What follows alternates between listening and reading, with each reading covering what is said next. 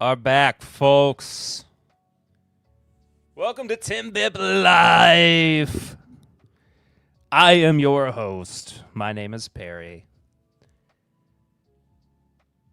It is the only stream on Thursday night that goes for so long you wonder, what can this one guy do to keep you entertained? Well, the thing is, I sit in my basement in front of my camera with the news ready to go, and I yap, and I pour whiskey. I open a liquid death into the microphone.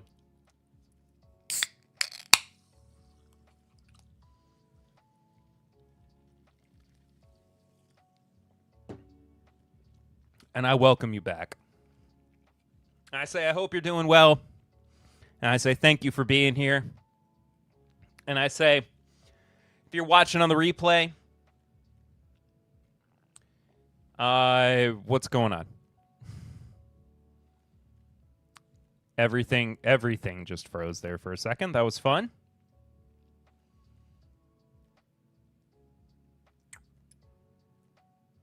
Okay. Hope that's not a portent of things to come. Keep an eye on that. But I say, if you are watching on the replay and you haven't subscribed, or if you have not hit that like button, please go ahead and do so. And if you haven't listened to episode 400 of the podcast yet, which just came out yesterday, oh my, you missed a big one. It's still there for you to listen to. But if you're watching live, go and listen to it. Go and watch it after the episode is over, of course.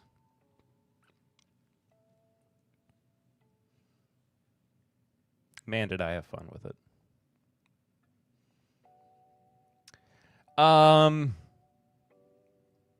Thank you so much for being here, everybody.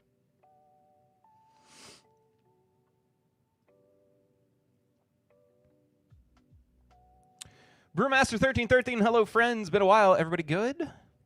Sugar Kitty meow. Good to see you, Sugar Kitty. What up, y'all? Kyle, hope you're doing well. Yes, I don't know why everything froze. It was on my computer. Like, my computer just froze. He looked just like Arnold there for a minute. Lick the like and like the lick. It's not frozen at all. I don't got any great burbs at the moment to sip on that I can think of. That's okay. Saving it for my flight to Disney on Saturday. Oh. Perfect. Thinking of Boulevardier. Also made a paper plane last night. Nice. New position at work has been rupping me. Ooh.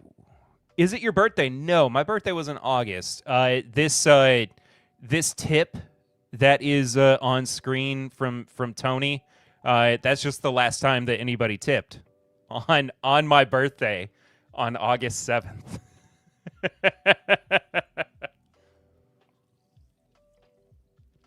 I've gone almost 2 months with no snuffy chats, no tips. So your boys hurting a little bit in the tipping department. It's okay though. It's all right. But if you do want to support the show through Snuffy Chats, also known as tipping, you can head to the link that is pinned at the top of your chat. Takes you to a Stream Elements page. And it goes directly to support the show. We call it Snuffy Chats because it's named after Mr. Snuffleupagus, the patron saint of Timbip Live. He's back here. My buddy's teaching me 40K. Like Warhammer 40K? Or 401K? Insert Homer fading into the bushes meme. I love that. Snuffy needs a new pair of shoes. Matthew Brewmaster. Get out of here, Tony.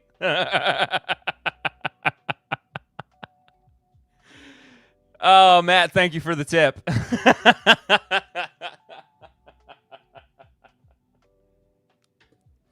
Also, if you are watching on Twitch and you would like to subscribe, you can do so to get some of our awesome little emotes and ad-free viewing. Can't even see my emote menu. Oh, come on.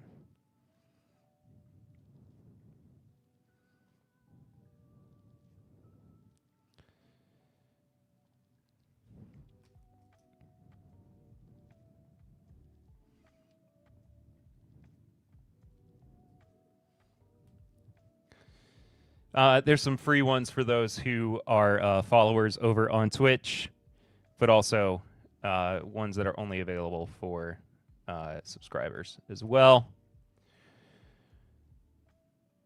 But yeah, $6 a month.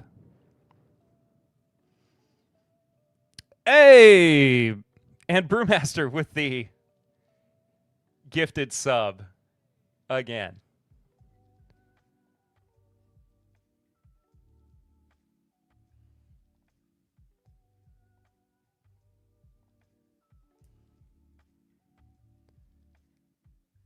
That is so kind of you.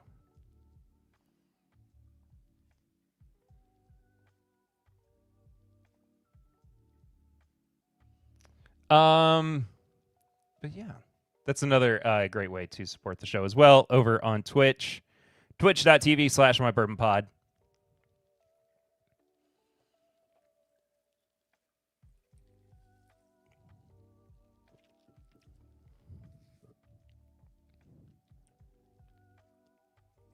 But yeah, there you go. Let's have a pour of something. I need to get something in my glass. What am I doing? I had something I was going to pour, and now I cannot think of it. What have we been drinking lately? Some rare character stuff that I can't reveal. Anything brown is a very good answer. I did. You know what? I think what we'll do is we will kill this because I actually wound up getting a new bottle of the Jefferson's Reserve cast strength today. Oh, okay. So let's before we get too far into things, I'm gonna tell two stories. So the first one, while I'm thinking about this Jefferson's, because I did go and like I said, buy another bottle from Liquor Barn today. And I'm essentially telling these stories in reverse. The Liquor Barn in Hamburg, I just revisited an older bottle of 1792 single barrel. Boy, that's a sleeper. I still have one that I go back to, something McKinley's.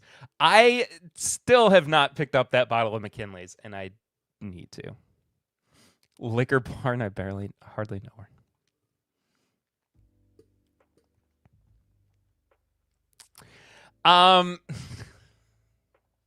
Goodness gracious.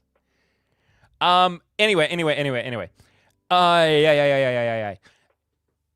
Went to the Liquor Barn. I was just going to get and I thought maybe I just grab a bottle or whatever. I had to get some beer. That's about the only place near me that consistently has Liquid Death as well. My favorite store is Liquor Box because the memes. Yes, it's a good one too. So, also, Chelsea, good to see you. I hope you have been well. Sorry, I meant to say hello to you too. I got into story mode. And on the for those who are unfamiliar with this Liquor Barn, there is a glass there is a glass counter where they will put like some of the most expensive bottles behind it. So as like the glass case of emotions, yes, where you can go and admire like Weller Millennium and OFC and some of the higher end like 15 stars and that kind of stuff, right? And on top, they'll have some of their like limited releases that have just come in.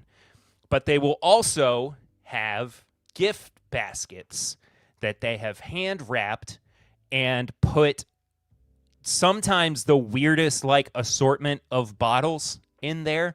Like there was one basket that had Kentucky Nectar, like from Old Commonwealth, and like a Kentucky like sweet wine. Like I don't know why. Help from Chattanooga. What do you need help with? Hello. Hi, Papa Ritter. They're so random, dude. I was in there the other day and was astonished. Hi, Dad. Papa Ritter's here. So anyway, like, they will also like frequently have, like that'll be how you know that they are like hoarding bottles of stuff like Weller, because they will just have, like 12 Special Reserve and 107 in one of these gift baskets wrapped up, and you'll get like, glasses and cigars and whatnot. Just stuff like that. But the one that blew me away today. There's nothing in the back, bro. Sorry. Yeah.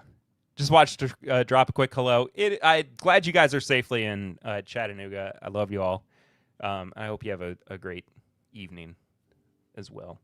The one that really just caught my eye and blew me away was a full basket that had every Blanton's bottle with every, like, and it was just Blanton's single barrel, just regular, and every topper to spell out Blanton's. So all, what is that?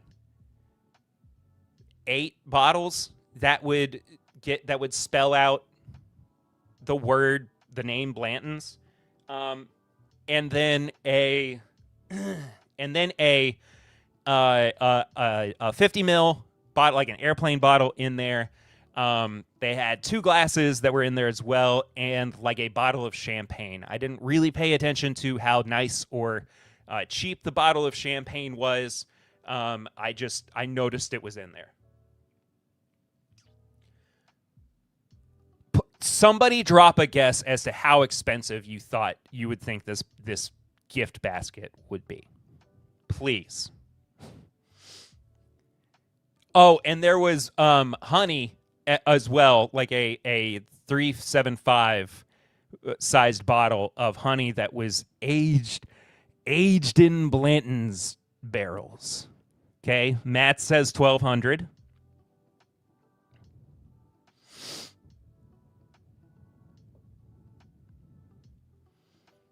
I gotta get at least one more guess. There was honey. Oh hell, there was honey. 1,500.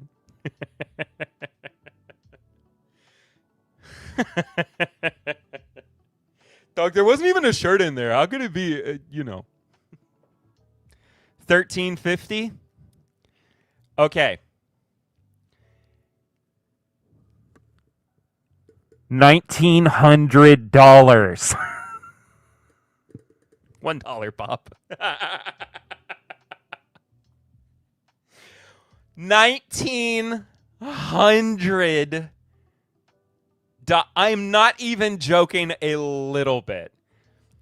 It was $1,900 for 8 bottles of Blanton's, 2 glasses, I think some cigars, an airplane bottle of Blanton's, and a thing of honey. And this is at a retail store, man. This is at a retail store. Like, what are we doing?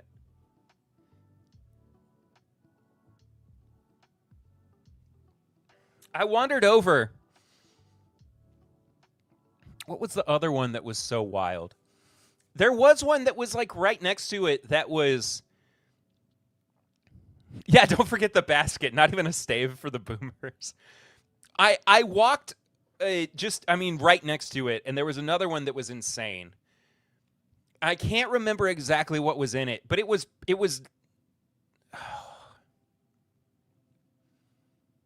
what was it? I don't know, but it was like $1,300. So to have a collective like, dadgummit, why is my camera freezing? To have a collective like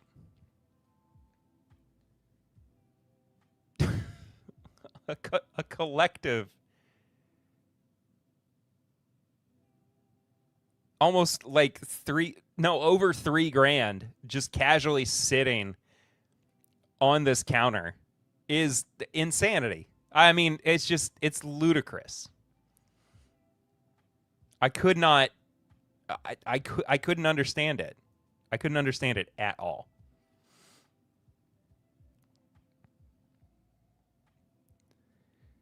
Hang on.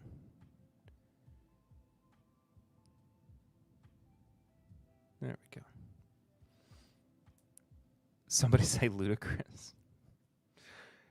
And balloons. Anyway, and the other story was, I had an interview scheduled for today to record, and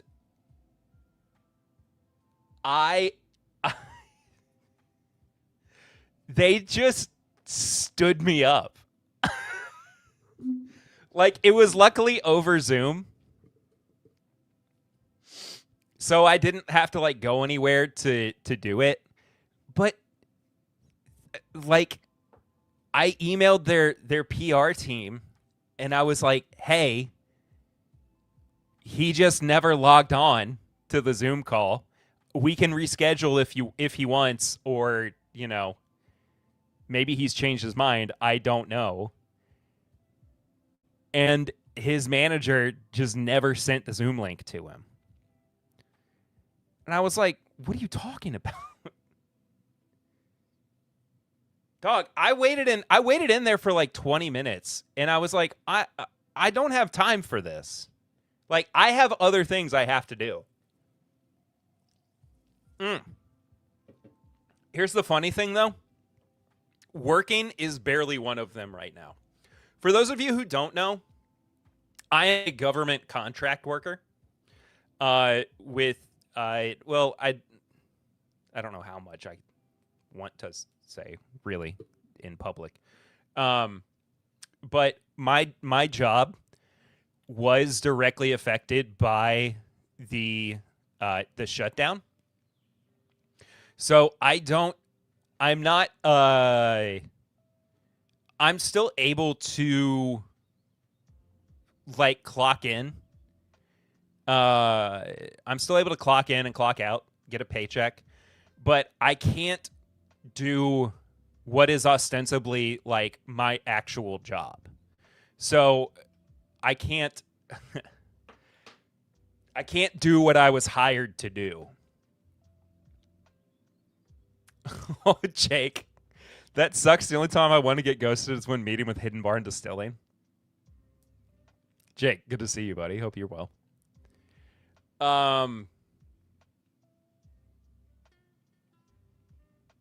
So instead of like doing what I actually do for work, I deleted emails today.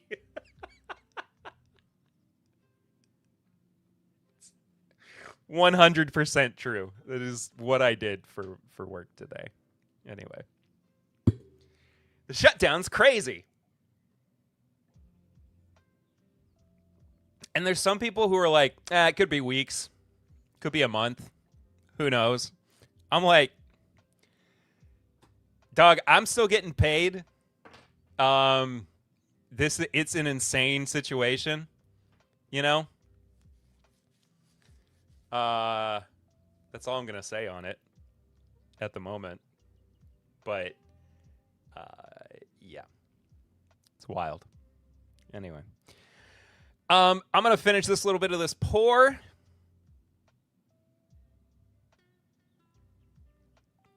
Let me get something else going in my glass.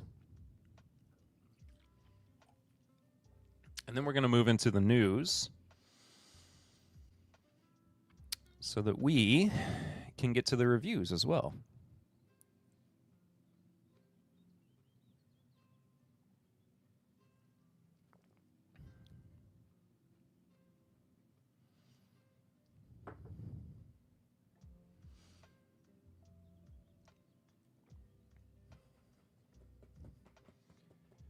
Woo! I have grown to absolutely love the Jefferson's cast strength, by the way. As evidenced by me having bought a second bottle.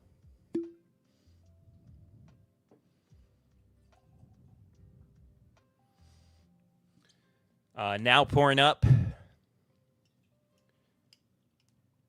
Old Granddad 114. Because it's nearby.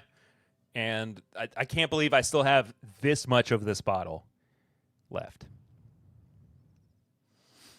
I saw nearly 4-year bottle to bond at Liquor Barn for $70. Could you imagine? I saw the same bottle and had the same reaction. I love 114 so much.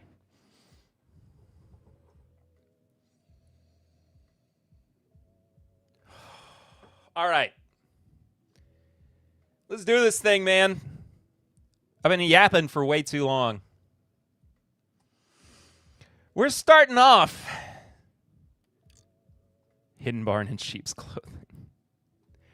We are starting off talking about somebody who is apparently coming for my job. Sean Evans.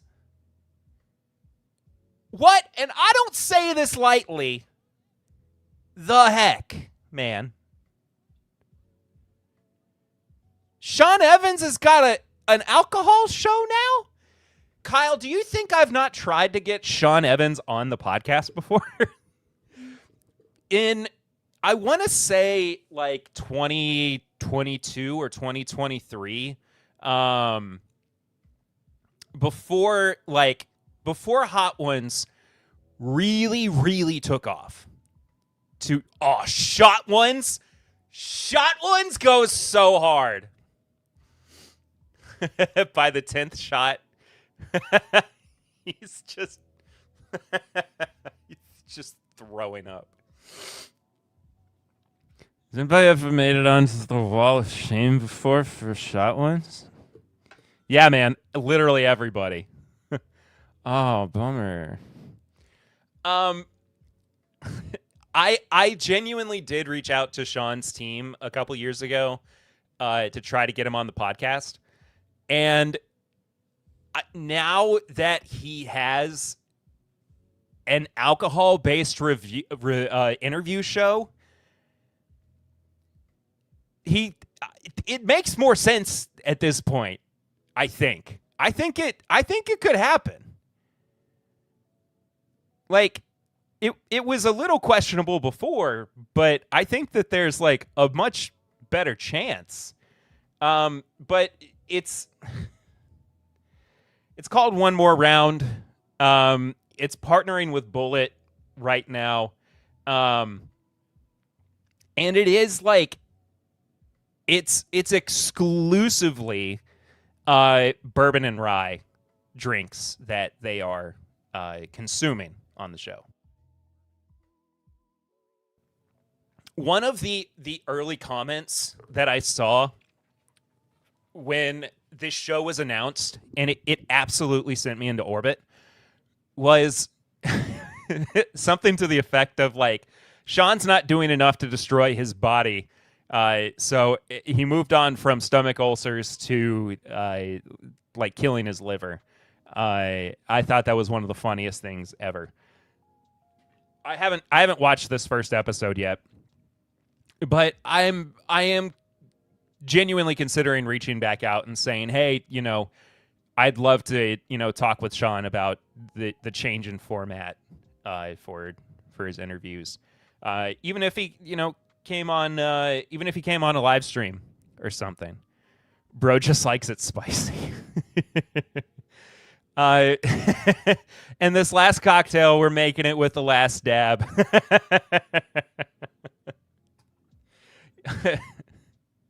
Would you rather be popular in your own brand or a mega popular person known for interviewing more famous people?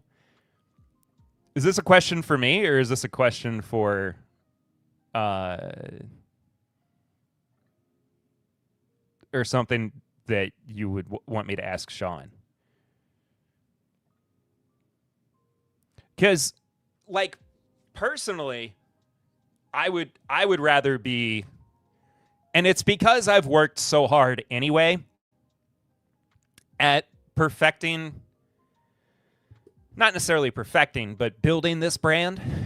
I would rather be better known for having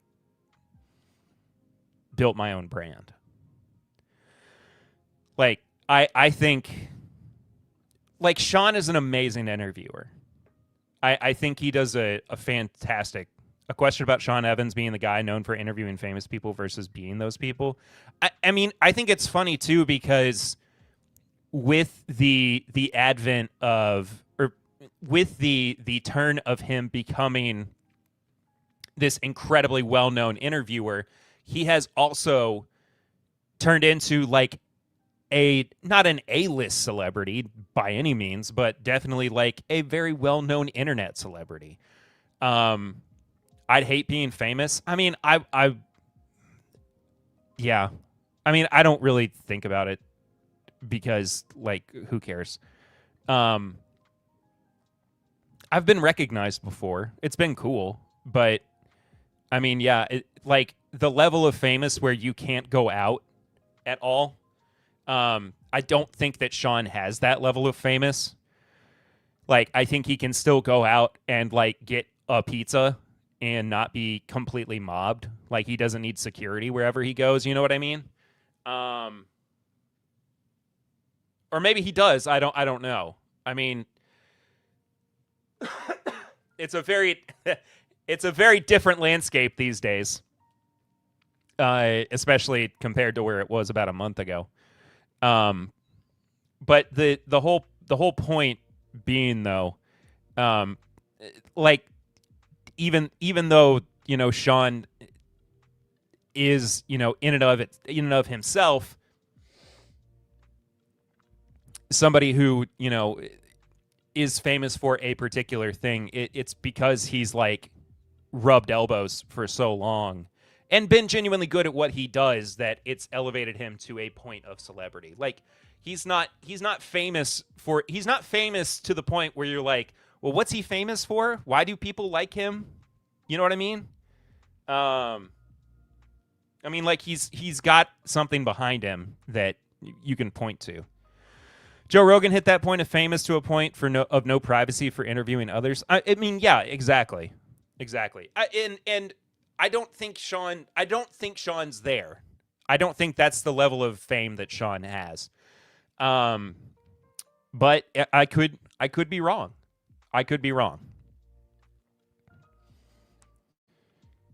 But I did, like, my first reaction when I saw that he had this new alcohol-based interview show was, son of a gun's gunning for my job. I was like, you gotta be joking. I mean, it was not that big a deal. I'm excited for it. I think it's gonna be a cool show. But we'll find out. He's not interviewing, like, the Russells, right? He's doing, I mean, as it says here, he's creating a new interview series featuring conversations with sports, music, and television personalities over bourbon and rye cocktails. he's not talking to industry insiders necessarily. So anyway, actual bourbon and whiskey news. Sean would have been if he did not have a network holding him back. He carried First We Feast. Oh, for sure. For sure. I mean, there are still really good shows on First We Feast. What's his name's burger show? I absolutely adore. I think it's phenomenal. What is that show called?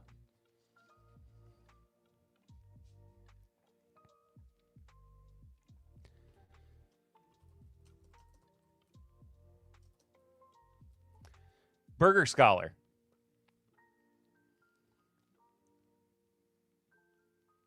George Motes? I can't remember. But absolutely yeah, he is a G.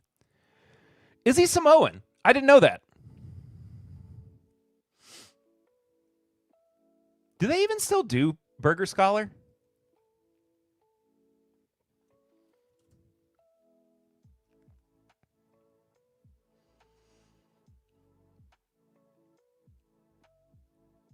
The most recent video I'm seeing is 1 year ago. Nope, there's 4 months ago. I don't know. Anyway, let's move on. That's the other guy. Oh, gotcha. Sorry. His health was becoming an issue. The other guy is, because he just was in a video that I passed up. Nope, that's Adam Richman. And it's not Maddie Matheson.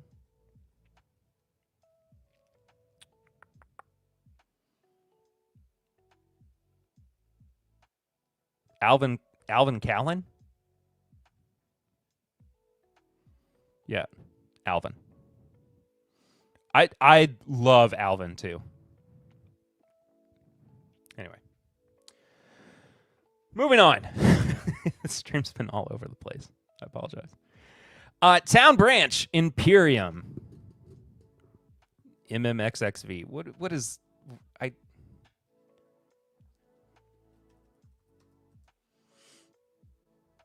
Oh, it's 2025. Josh Wiseman used to be great until he became a list guy. It bums me out that Binging with Babish has kind of become a list show, too. The guy that was too heavy to be eating that much junk food is the one I remember. Yeah, I liked Josh Wiseman quite a bit back in the day. But yeah, it's just what gets clicks anymore, unfortunately. But yeah. Babish became a click boy quickly, though, but it's not been up until recently that his channel has been... I don't need a video.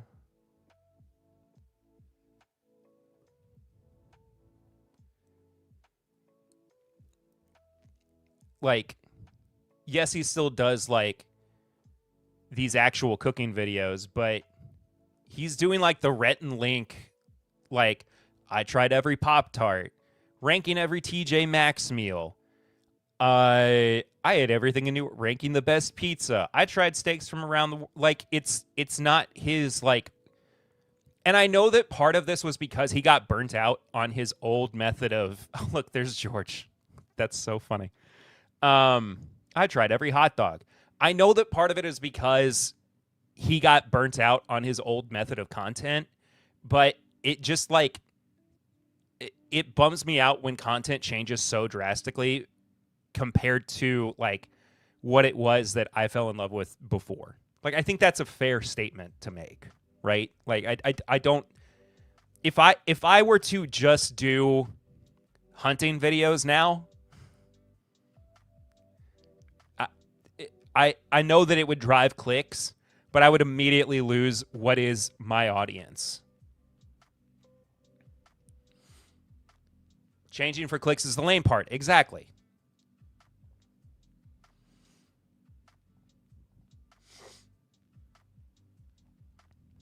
Anyway.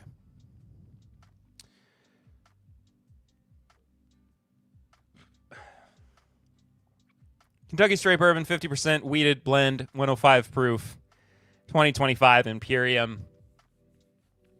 It kind of looks like it's not age stated. $120. Shout out to that one bald whiskey tuber for switching to open carry tube. What?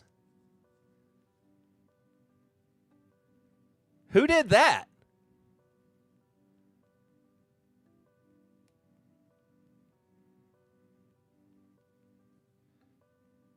Hey, what's up, Max?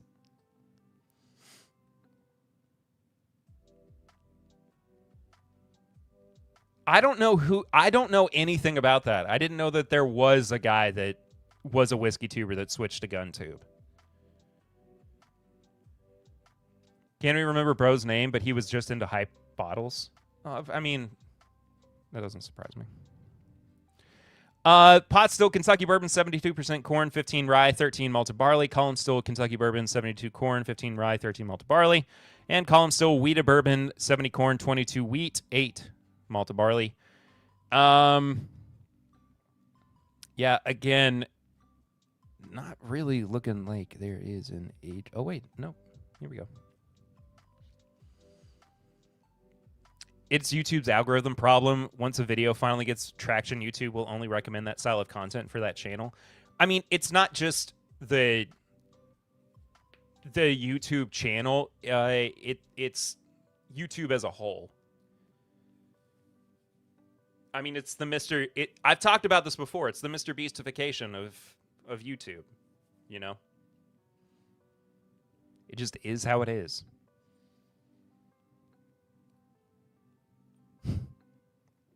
Also, hey, y'all enjoying a Woodinville rye pig? Good to see you, Max.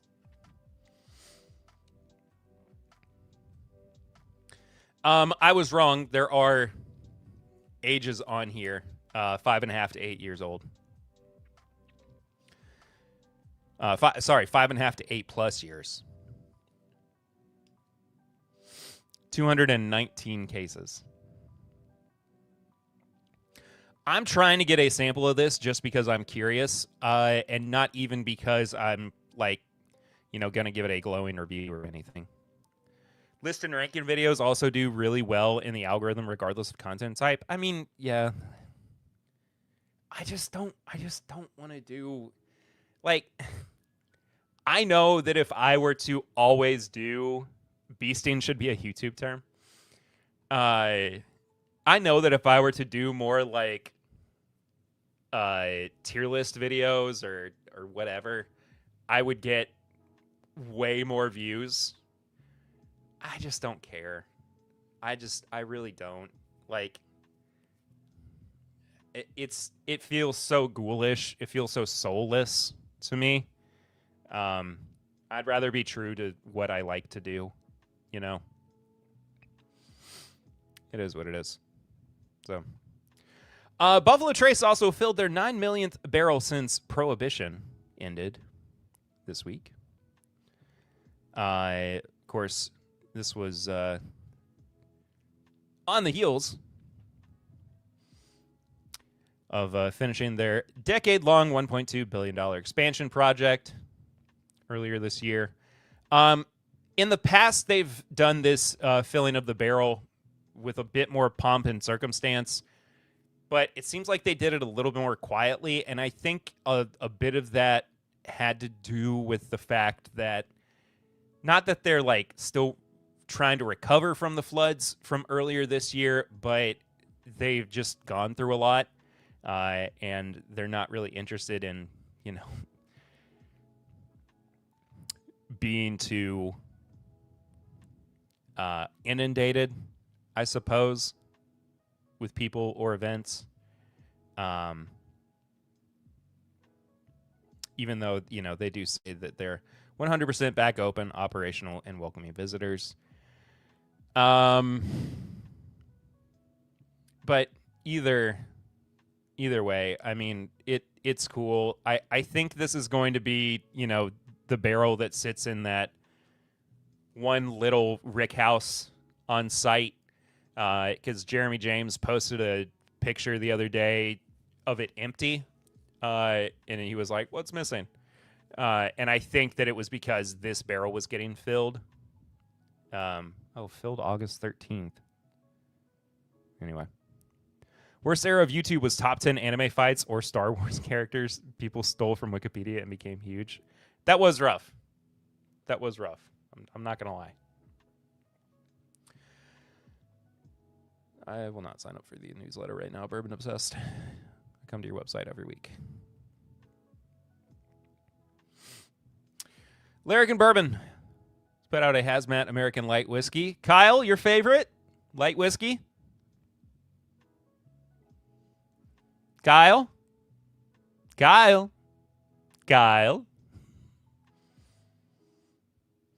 7-year-old American light whiskey, single barrel and cast strength at a staggering 145 proof. It's going to be a bourbon. Oh, Bourbon on the Banks is this weekend. Huh. Yes, I'm not going to that.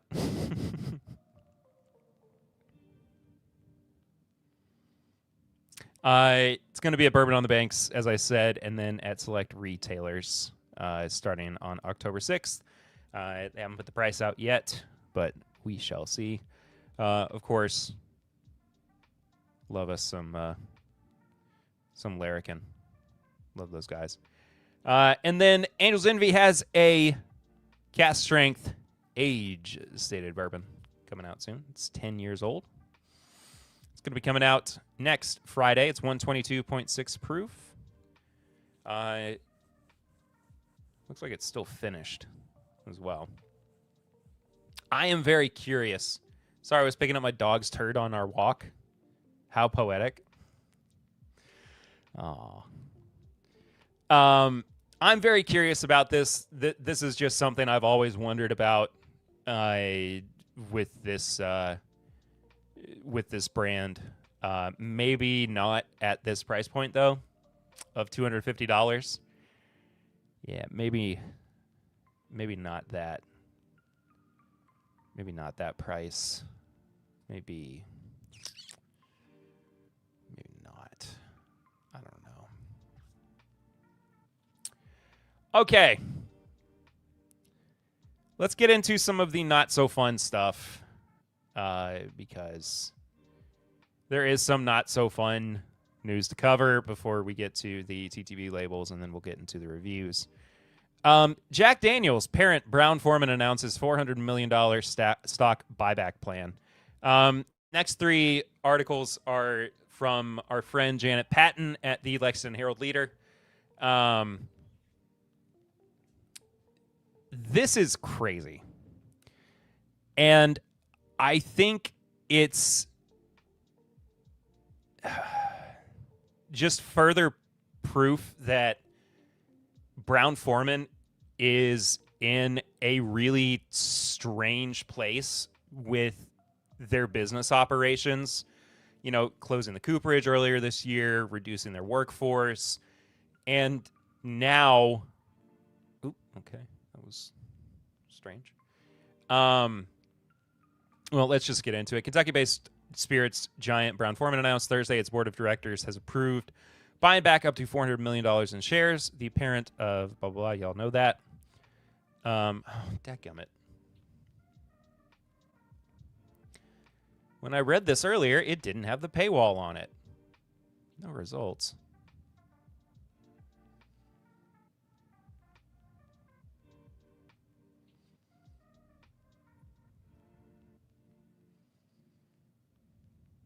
What do you mean?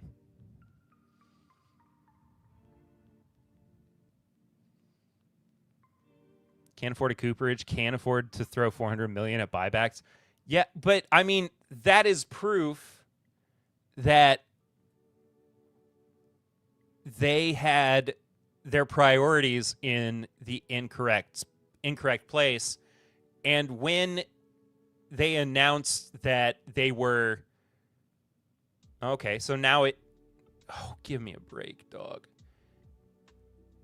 Now that they have reduced their workforce, now that they have all of this money reinvested back into the company, and they have been able to give, which was our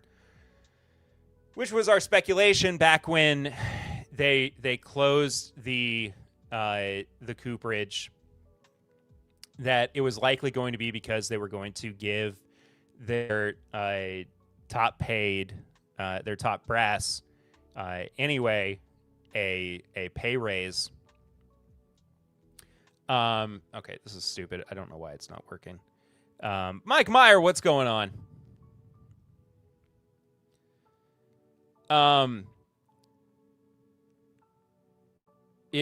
Oh my gosh, this website is riddled with ads. What it seems like is happening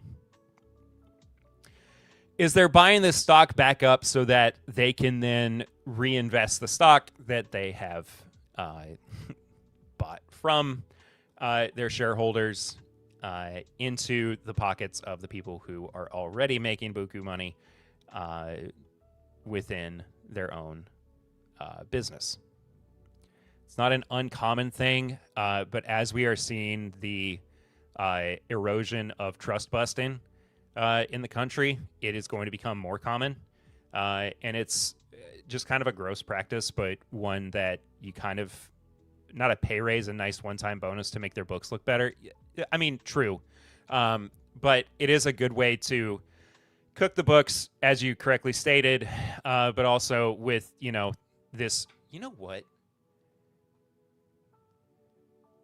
Hang on a second.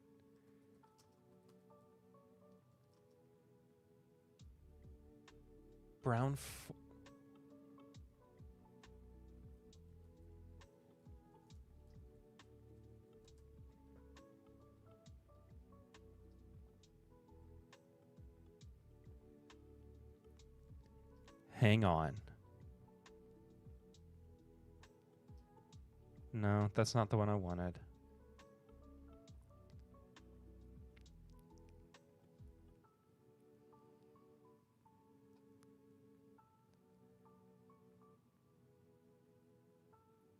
Give me a second. Okay. Never mind.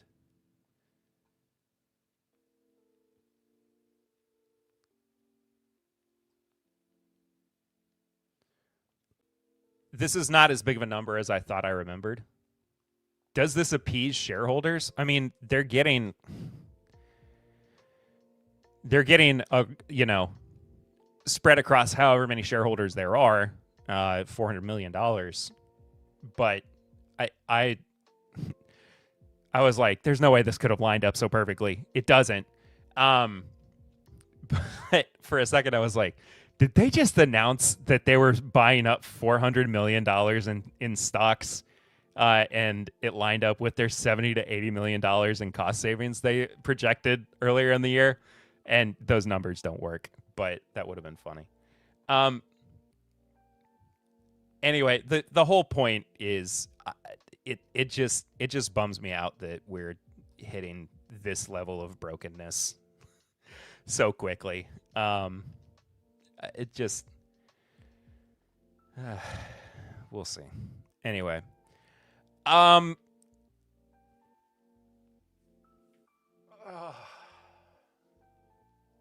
this broke my brain.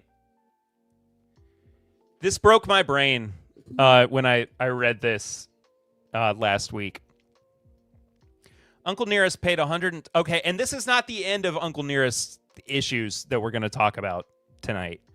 The next article as well is going to touch on them. Lazy shareholders can see the salary remains similar, and the bonus makes lazy investors not notice when the paperwork comes back. Oh, well, 100%. Because they don't care. I mean, as long as they're seeing their pockets get lined, they're completely fine.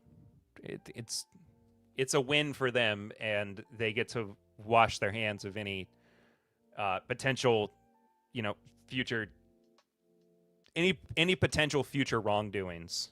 Doesn't matter. Anyway.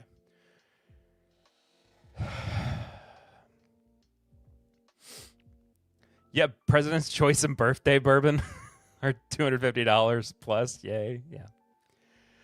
Okay. Like I said, this broke my brain a little bit when I read this last week. Uncle Nearest paid $125,000 for a world record. The bank wants to know why. Uncle Nearest paid the Guinness World Records $125,000 to have a 518-foot bar at its Tennessee distillery declared longest bar in the world, according to a new court filing.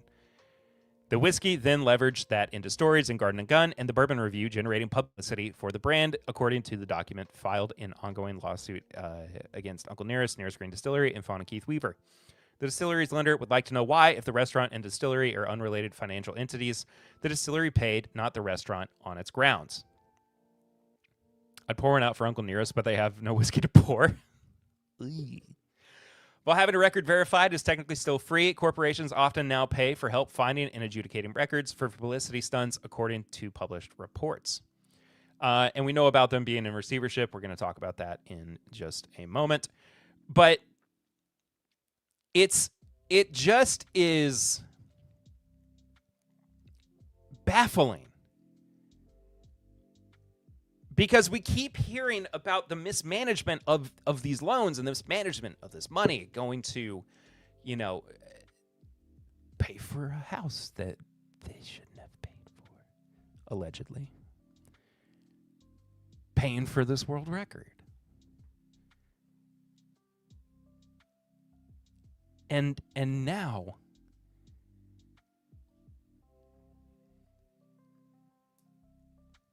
we had more of an update today. Distressed Spirits Company, Uncle Nearest Whiskey, and Nearest Green Distillery could be sold sometime in the next 6 months, according to a status report filed by the receiver now in control of the company. The Shelbyville, Tennessee Spirits Company has been in receivership since August. It's one of several bourbon and whiskey distillers that in recent months have faced financial difficulties ranging from liens and lawsuits to bankruptcy as the industry faces a glut of overproduction and failing sales.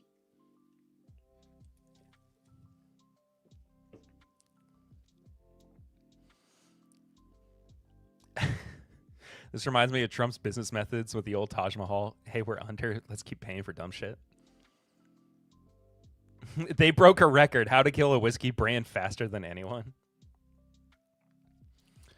Uncle Nearest founder Fawn Weaver and her husband initially fought the receivership, but have been cooperating according to the receiver to get the company's expenses under control. At least 12 employees, about 13% of the company's workforce, have been laid off. Oh!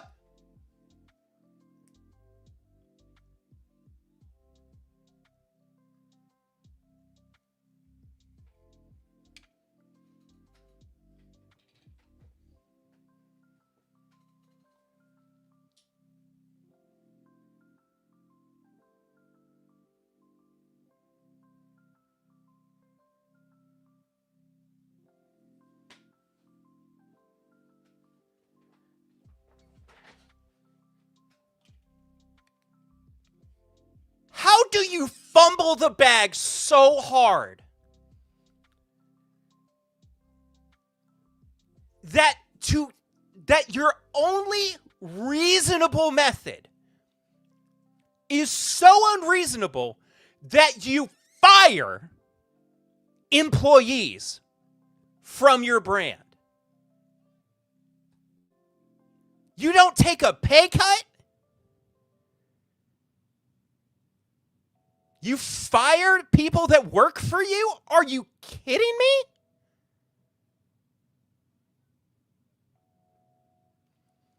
And some budgets have been slashed. What, their expense accounts?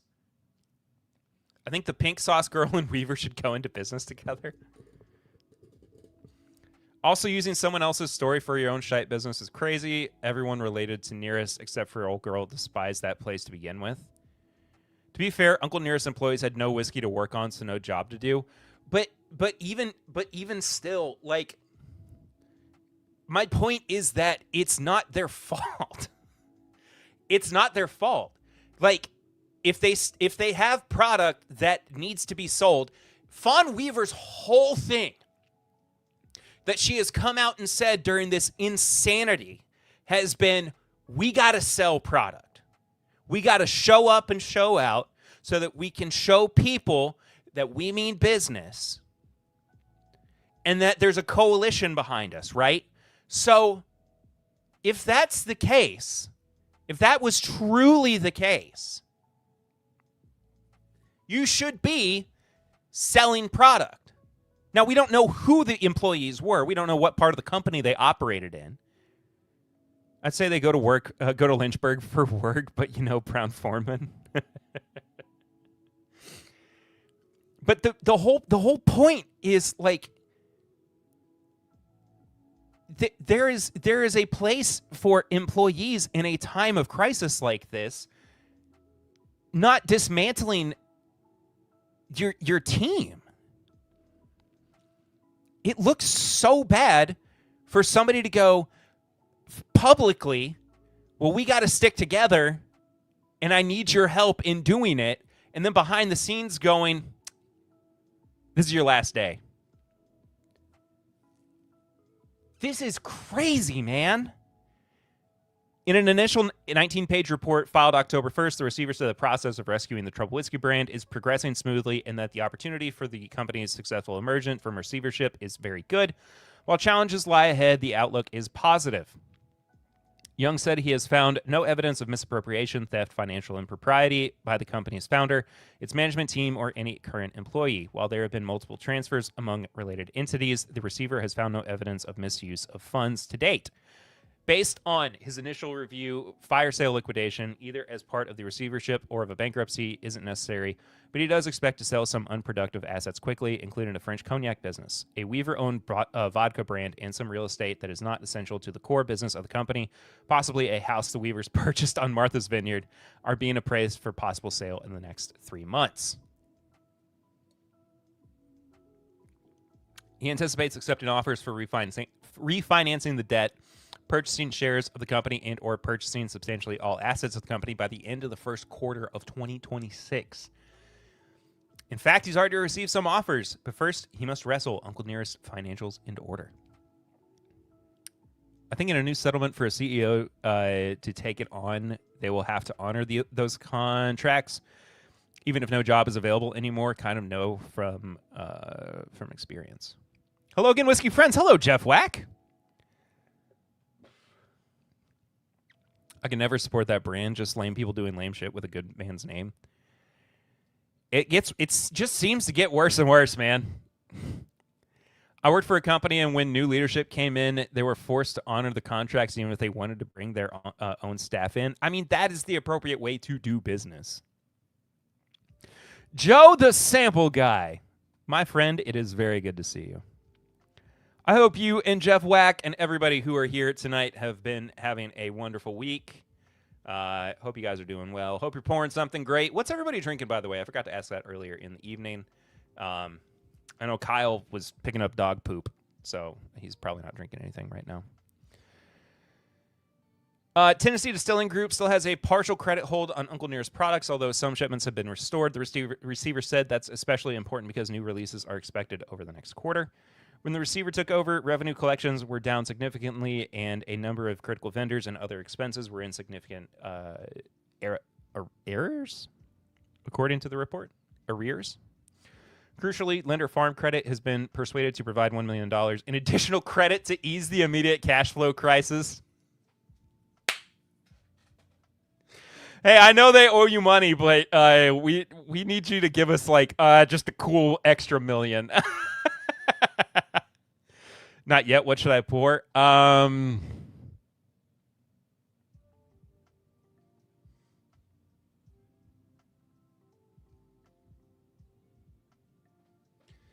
Jack Daniel's Single Barrel Proof.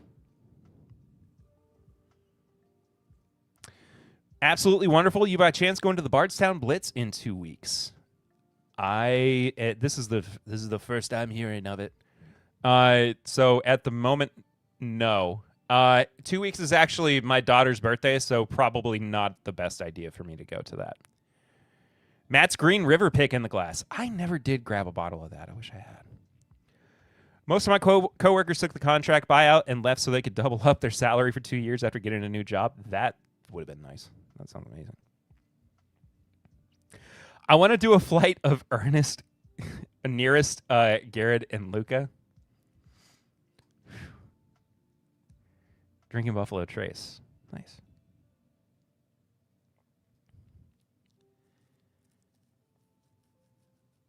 They're also working on filing all delinquent tax returns. An initial review of payroll, excise, business, and property taxes identified several potential liabilities. State-level excise and sales tax also may be owed in Tennessee and New Jersey due to incomplete reporting and unpaid obligations. Unpaid bills and unspecified warehouse liens also may need to be paid as a priority expense. Oh. Dog, if they just have property taxes hanging out in the...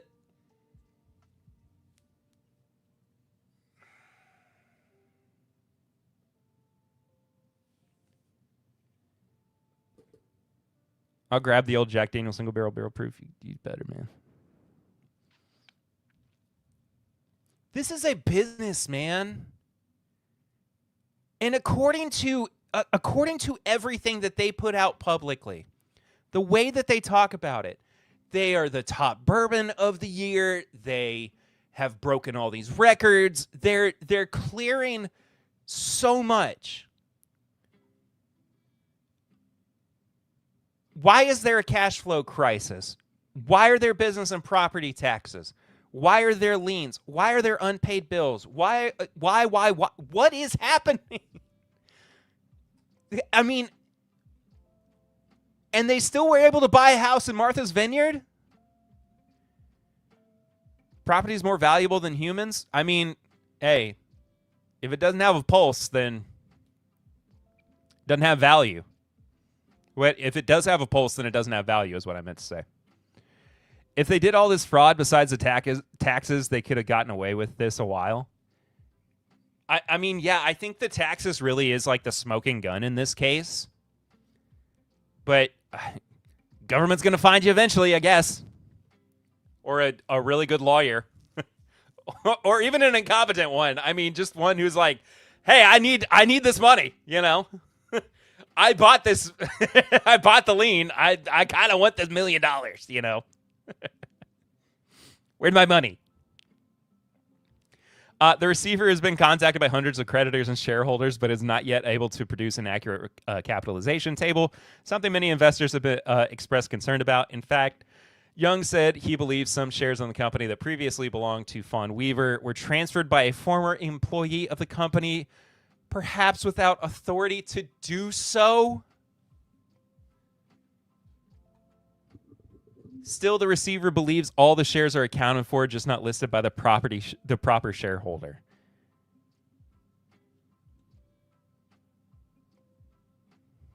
The receiver is expanding his review of historical financial records to uncover any irregularities or potential recover opportunities. Special focus will be placed on officer and insider compensation and or expenditures, unusual financial transactions conducted by a former employee, and the identification of potential avoidable transfers after he compiles an accurate set of books and list of investors/shareholders.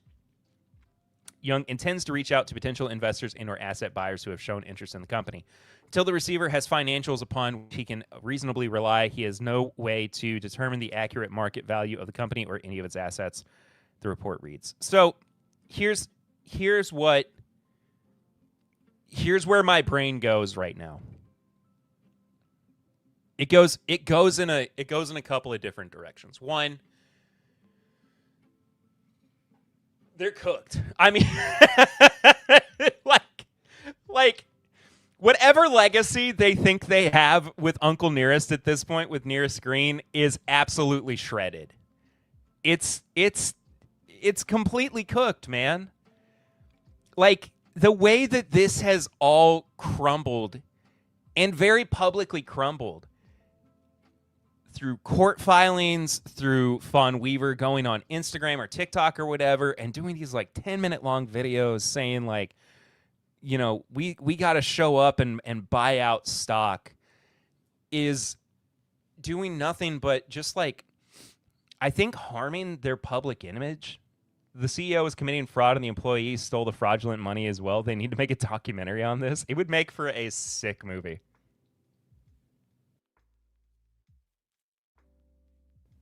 Shout out to Garrett County for somehow being one-upped. Dog, all that Garrett County did was promise barrels and had nothing to show for it.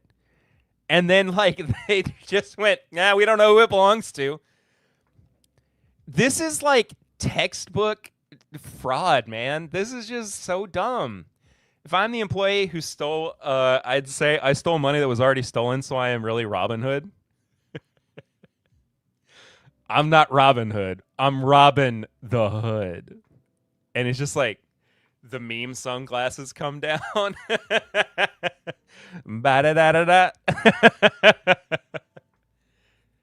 They just flopped. It's actually being psychotic. It really is. And so the other... So, okay, so back to my point.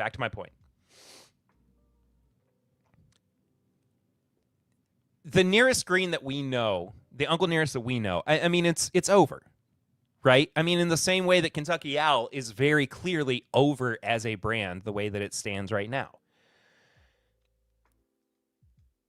There is no... I don't think that there is a reasonable chance for the Weavers to stay on as any sort of leadership in this company.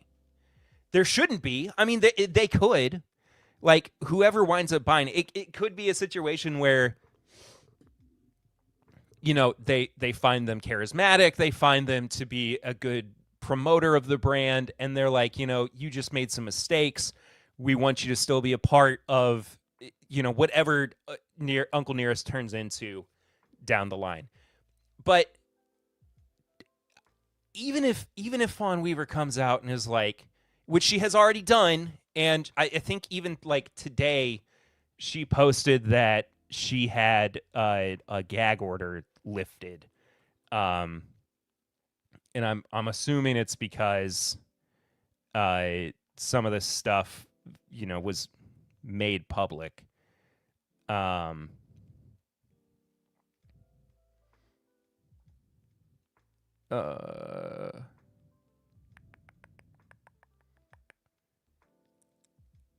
can't you just search? Wait. Hang on.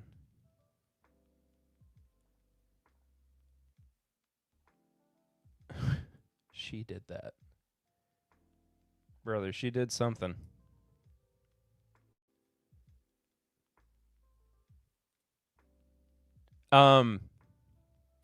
Anyway, all I was trying to figure out is whether or not she posted this video today. But she basically came out and said, like, the gag order was lifted, and so now I can come out and tell the whole story. And, like, that can be used against you. Like, you're still in the court of public opinion. People are still going to look at this as, regardless of how any kind of trial, whatever the outcome of this trial is, people are still going to have an opinion of you one way or another. And I understand that she is fighting for a brand that she built. I fully understand that. But in this situation, and I liken it to something like, and it's not a one-for-one, I understand, but when you've got somebody like Cash Money Patel going on Twitter and posting evidence from cases, like, it's sloppy, right? Like, you shouldn't be, like, just posting stuff before anything has been decided, right? You've got to actually, like, let the process be played out. You don't want to persuade anybody one way or another. It doesn't make any sense to me. Like, it could very well lead to her just not having control over this business anymore. I don't know whether that's for better or worse. Like, it could be for the better right now. I mean, it could be. Very likely. But there's no trial. She's clearly talking to the investigators. Okay, fair. But the whole point is, like, I just don't see this ending in a situation where Uncle Nearest is run by the Weavers. it just doesn't make a lot of sense to me that they'll maintain any sort of you know, ownership or leverage with it moving forward. Kentucky Al, Garrett County, Luca Mariano, Uncle Nearest, etc. We knew this year would be tough, but dang, it's been crazy. And I kind of was hoping that like I wouldn't have to keep talking about it so much, but it just keeps like it just keeps going, man. It just keeps going. I'm gonna have to do a part 2 of that episode. I feel like maybe in a few weeks. I'm not sure. Uncle Nearest can't even be an IBC brand with the damage the brand has. Oh, not a chance. It's like fraudsters going on podcasts before sentencing. They already switched up sides and have a plea. 100%. Uncle Nearest is weird to me. Could be a cool progressive distillery. Instead, it comes off as super corporate and money obsessed. I think I know what you're saying.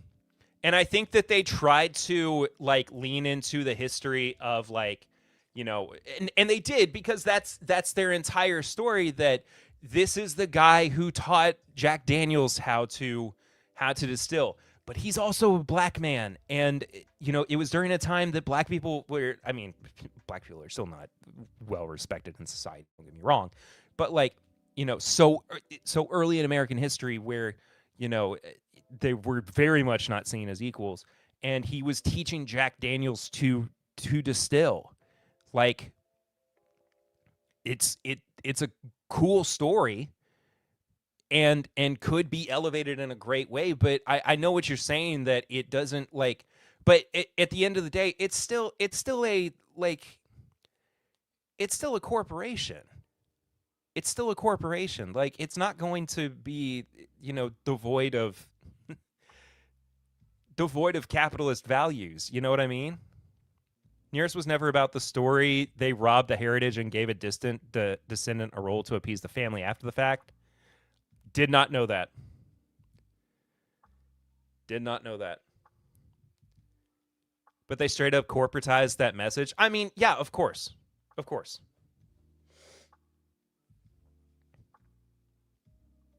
Anyway. All right. Let's run through these TTB labels. I've got to do these reviews. We've got a new single oak apparently coming from Buffalo Trace. This one's going to be, I guess, a rye bourbon again, but just new trees.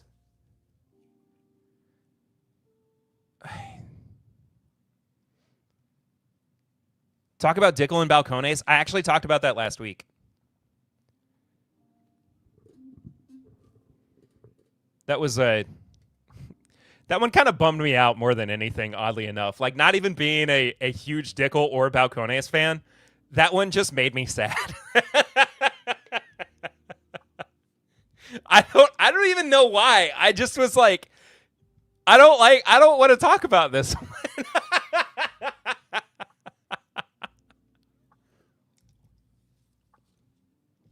I was like, this sucks.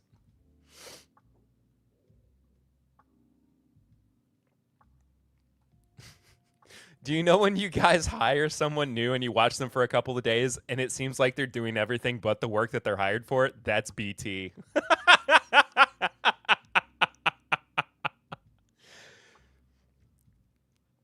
Both of those guys were literally making whiskey just to hand off their barrels to Scotland. I mean, I know. It just... And isn't there a Scottish distillery too that's being shuttered right now, if I remember correctly from covering it last week? Bet this is going to be a banger. We got a Barrel Craft Spirits single barrel of Wyoming straight bourbon. 13 and a half years, 129.9 proof. Who is Desert Bear? Because they've got some great it's Mike. Mike, if you ever watch this, you've got some really great comments. My body is interested. Not that it's ready. His body is interested. I hope Emma from the Whiskey Tribe survived the Balcones contract dispute. She did. I know that she was kept on. And she is still a part of a team. That was confirmed by Mike Schneider last week, Mr. Whiskey Sensory Shenanigans. She is all good. I can happily and proudly support or confirm that. Sorry. An 18-year American whiskey from Barrel Craft Spirits Single Barrel, finished in Isla Scotch cask, 146.8 proof. Boy, I can't pronounce that word. Glenlawsig? I know that Glenlawsig seized ops, but I don't think they're Diageo. I don't know.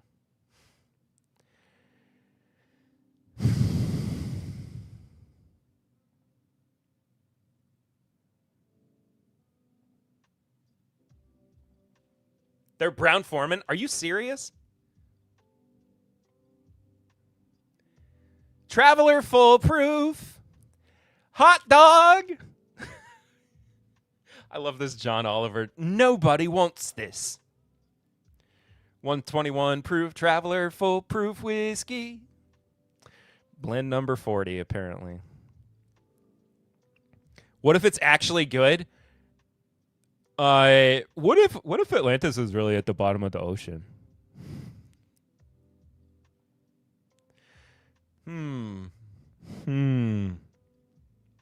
What if data centers aren't really destroying the environment? That's you right now. No, I mean, I'm going to try it. I'm going to try it. What am I going to say? What do I say? I'm going to try it. Sipping a Wilderness Trail rye cask strength that's surprisingly mediocre. Interesting.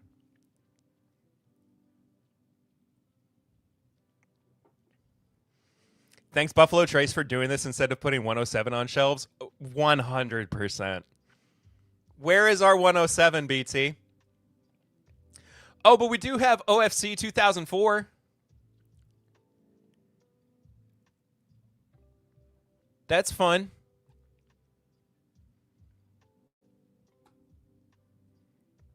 For $2,500 or whatever. And then last but not least, Wenzel Distillery, which I had not heard about until episode 400, which came out this week. Up in northern Kentucky, Covington. Honey cask finished barrel proof. What? Okay, I guess the 100 proof is just a placeholder. But I got a 7-year wheated bourbon? Dang, man. I got to try Wenzel. I'm curious about it. Anyway. It's all the news that's fit to print. Let's do some reviews.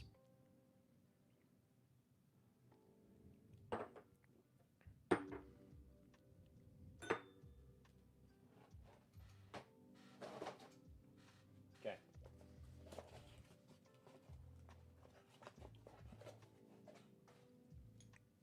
We are kicking. I'll have to compare that to the nectar. I know where some is. It's in a gift basket. You get a really great bottle of wine with it. And like some candy or something. I don't know. For the low, low price of $700. $700.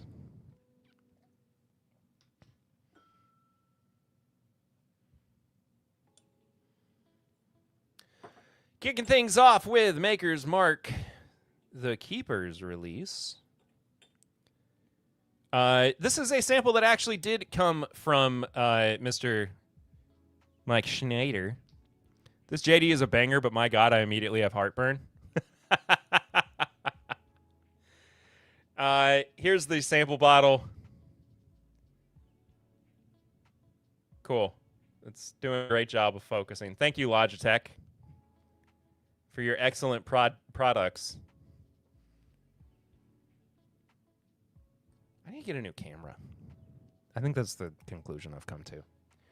54.6%. So what is that? 110.2? I have amazing squirrel.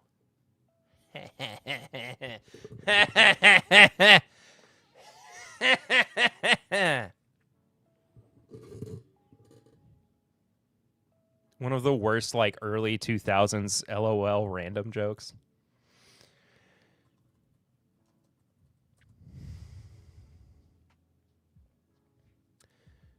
Let's get us some information on Maker's Mark. The keeper's really... Boo!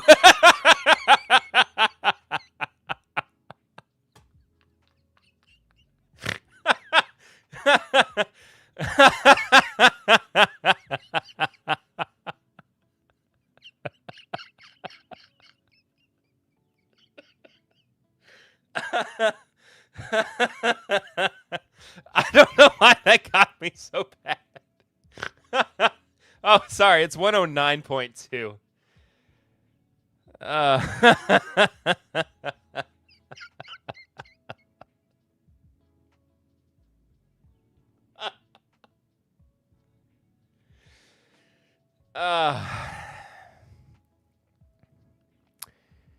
109.2 proof.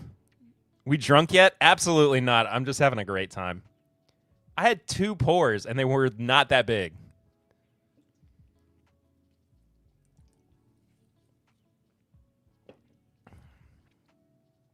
.2 proof, non-age stated company website says 6+ years. Really? This was only $75 at MSRP? That's crazy. Not reading any of the notes. The bourbon is finished with 2 different types of virgin toasted American white oak staves. One part of the batch underwent 5 weeks of stave finishing, while the other half experienced 9 weeks of finishing. After finishing, the 2 batches were blended together and bottled at cask strength. Now, I was not a massive fan of the heart. It's not that big. Has anyone seen those age-stated Maker's cask strength yet? No, not yet. I saw somebody post a picture of it on social media, but I haven't seen it personally. That being said, though, I mean, going to Liquor Barn today was like the first time that I have been to a liquor store in a while. So,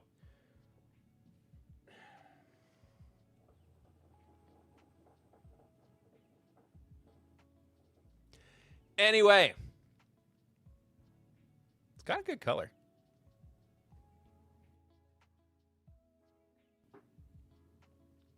Apparently right now, too, if you want to sub on Twitch, you can get 3 months of free Super Duolingo and an exclusive badge for anybody who is interested. And if you're on the YouTube, that is twitch.tv/mybourbonpod. Support the show.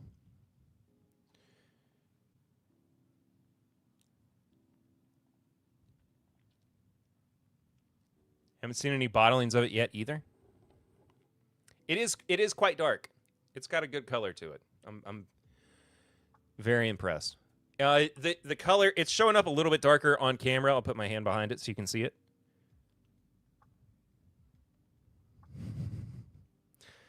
Yeah, it shows up quite. My sweaty forehead's not doing it justice.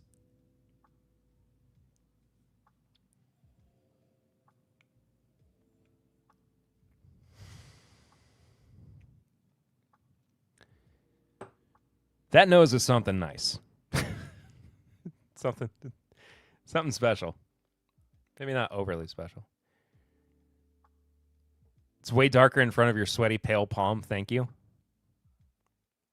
You're welcome. Well, it's not that sweaty. Come on, man. What are we talking about here?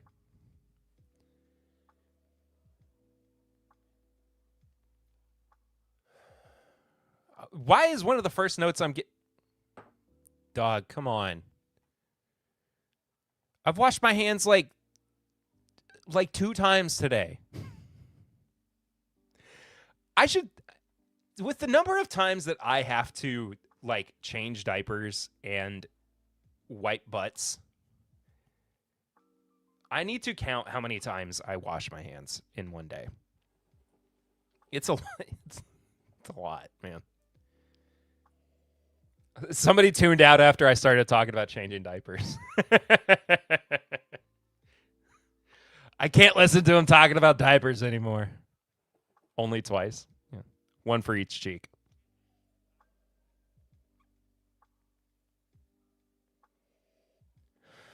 The first note that I'm getting is raisins.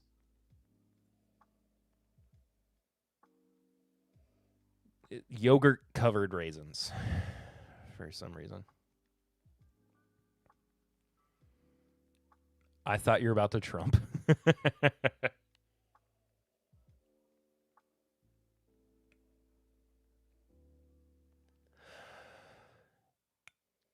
It is quite oaky. All right, I'm just going to dive in.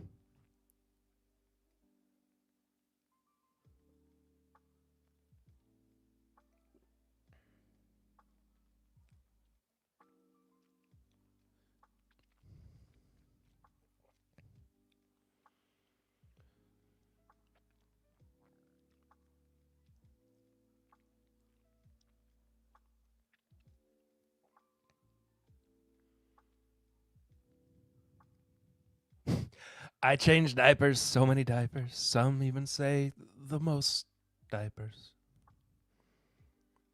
You know how he's gotten real quiet recently? He's not as up here anymore. He's a lot more down here. I changed diapers, so many diapers. Some even say the most diapers.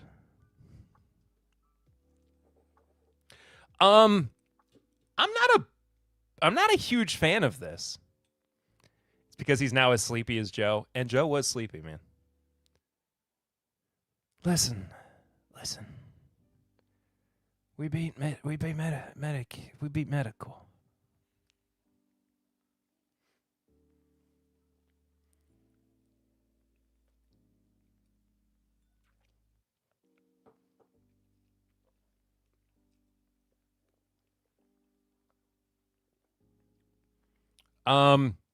Red fruit, a lot of really dry oak. There's some burnt cinnamon on there too. The finish is really short. Really, really short.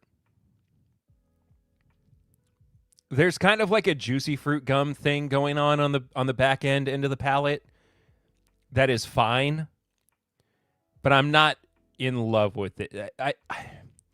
There is just something about the Maker's Mark wood finishing series that I have never been in love with.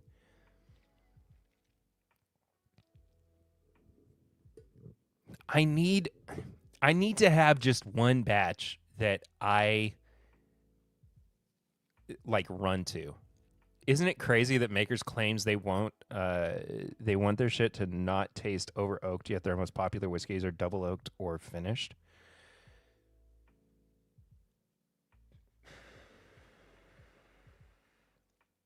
I don't have a problem with over oaked, as long as it is in the direction of of it being balanced with other things.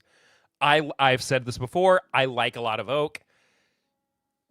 I think it gives a richness and a complexity to a bourbon.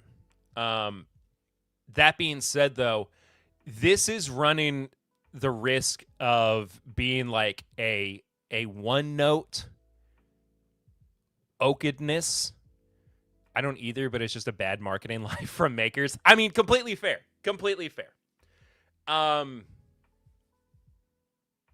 Yeah, when you run most of your products through a finishing process, or including more oakiness, it doesn't really go very far to help you out in that case. Am I a traitor to say I preferred Scotch the last 2 years?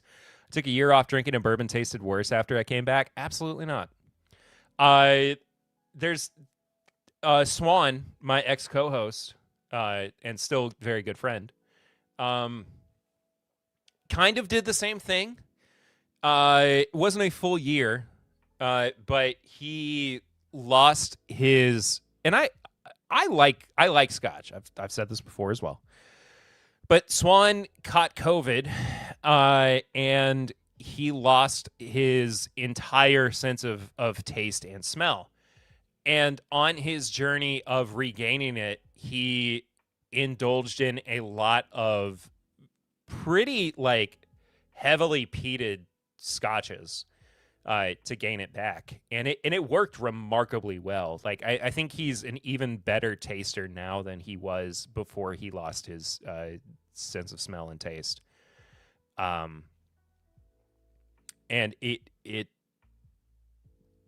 I mean, he just loves Scotch now, which I've never asked him, but maybe that's why he left the podcast.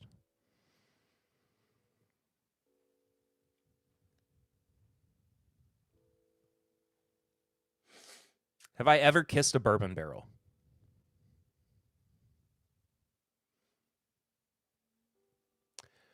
I'm going to say yes. Not like the insides, but I feel like I've kissed a barrel before. Just a quick little peck. Just I'll see you later. Isla's will definitely wake up the senses 100%. Bro said not the insides. Highland Park and Lefroy just taste better to me. The softer maker's profile is the most okay I go. You pick the barrel, got to give it something to remember you by. Oh, for sure.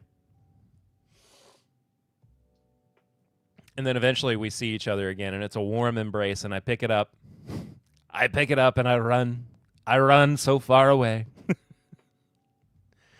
And I run so far away.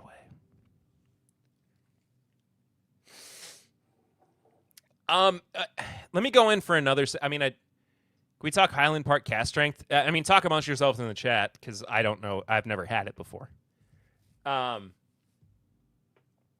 Keep it to a minimum, though. I don't want to,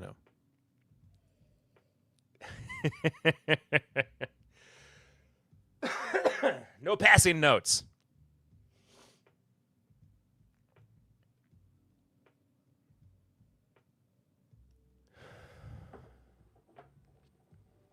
Get out of here.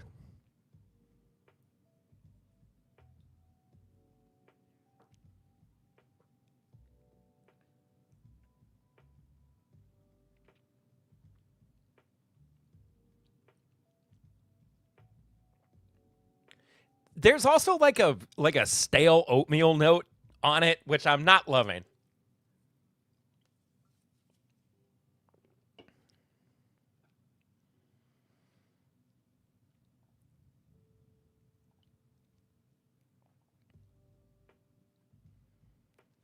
This really is not one of my favorite Makers releases.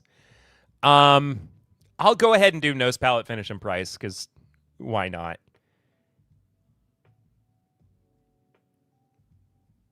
I love Scotch at lower proofs and bourbons at higher proofs. Thought it was Guinness? Thought what was Guinness?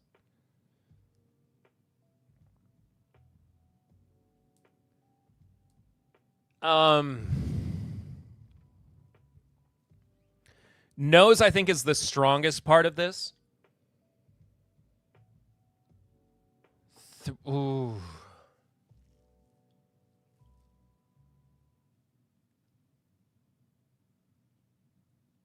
I'm stuck, but yeah. I have at least 30 to 40 bottles of bourbon right now. About 12 I don't want to drink because they're the nice stuff, and the rest are just trash bourbons I saved for cocktails. Nice. I still don't know what I thought it was Guinness means. There, Shy Guy. Nose is not strong enough to be a 4. I think I'm going to give it a 3.5. Palate is like a 2. A 2. Yeah, 2. It's not great. It's really not great. And the finish is a 1.5.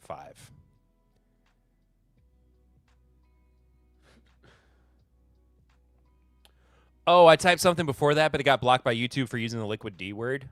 Oh. 2 is brutal.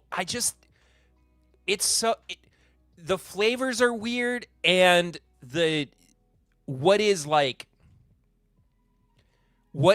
present is not cohesive, and it doesn't do. Yeah, 1.5 for the finish. It's light and it dissipates very quickly. The palate reads more like a young bourbon company that doesn't quite have it figured out yet and is still trying to grasp what it is that they're making. It's a very confusing pour. I had high hopes for this. I'm not going to lie. Can't follow such a brutal YouTuber. How dare you? On my best friend's wedding weekend, we killed a Highland Park cast strength super tobacco smoke with a light berry finish. I'm done nerding out. I mean, I give honest reviews. I'm not trying to dunk on anybody. Look, would you rather I said go out and spend $75 and find out yourself, or do you want me to just say what's the whole point of me having this daggone podcast? What am I doing here? Okay? Do you want me to do this so you can have a good, honest review of a bourbon or a whiskey that you... Why'd you tune in? Huh?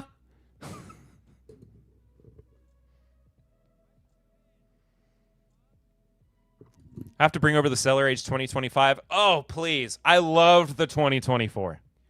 If the 25 is anything like the 24, I'm going to be over the moon about it. He said, I'm not drunk, only 2 pours. No, I just discovered a new... I discovered a new use for this camera angle, which is just getting really mad at chat. I'm here for high-quality vodka reviews.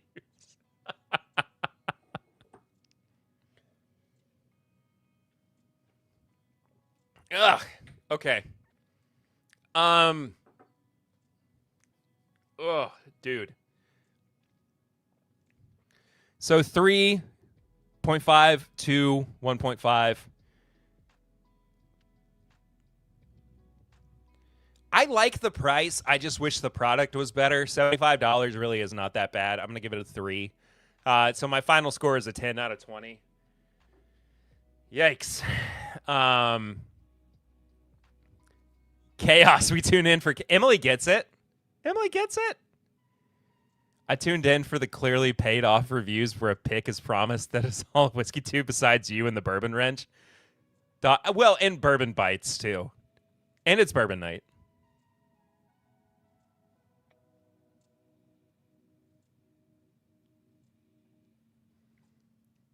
I found a third use. No, I'm just joking. It's bourbon night is not paid off by anybody. I literally did. Dude, I have gotten samples from Heaven Hill that I hate.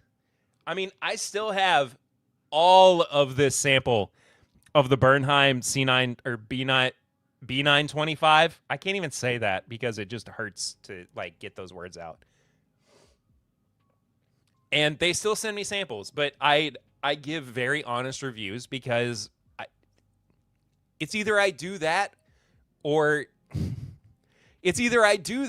and you don't spend your money on a product that is bad, or I shill for companies and they continue to send me product for free. I don't get paid by anybody to do reviews. Why would I do that? Do you know who pays me? You guys. You guys pay me to do this stuff. And that's why I maintain independence and free thought. That's how I stay like independent of any kind of corporation. I appreciate you guys. You support on Patreon, you support through the live streams, you support through Twitch. That's what keeps it like honest and open, and I love you all for it. Like I truly mean that.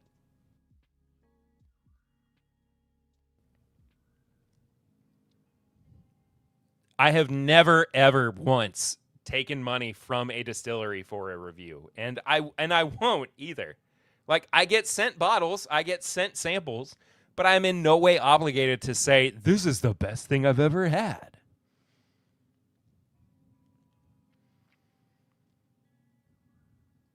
Anything 3 and below is just vodka sat in one of those mini desk casks for 2 weeks. I won't tell you anything about it, and don't you dare look for a review. No, it's Taco Thursday. If you want vodka with actual flavor, get the Belvedere Heritage 176. Interesting. Bernheim doesn't count. It's not made for people who like whiskey. I know I don't want to name drop, but that entire Barrel King crew makes me think someone is paying with cash or pick opportunities. Barrel King. What?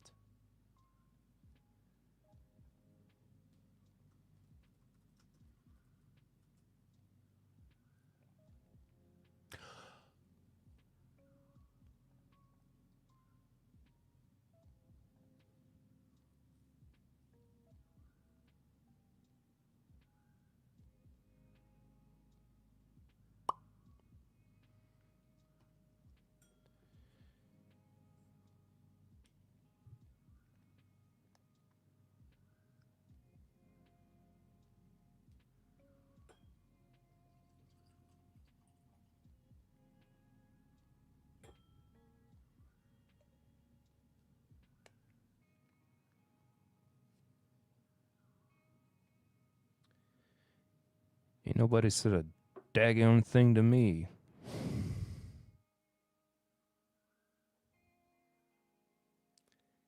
Ain't nobody said a daggone thing to your boy. You drinking cologne now? Yeah, this is Chateau de Toilette. This toilet house. No, this is the Caleb's Crossing Bourbon and Rye blend, number 1. It is 114.6 proof. I thought I paid for an OF account. However, we are here talking about bourbon for some reason. No names needed, but the 3 channels close to them never say a bad thing about any blend they release. Chateau de Toilette Noir.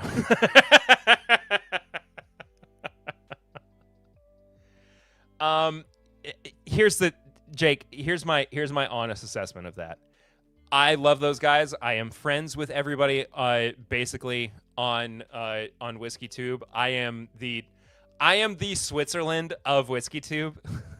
Oddly enough.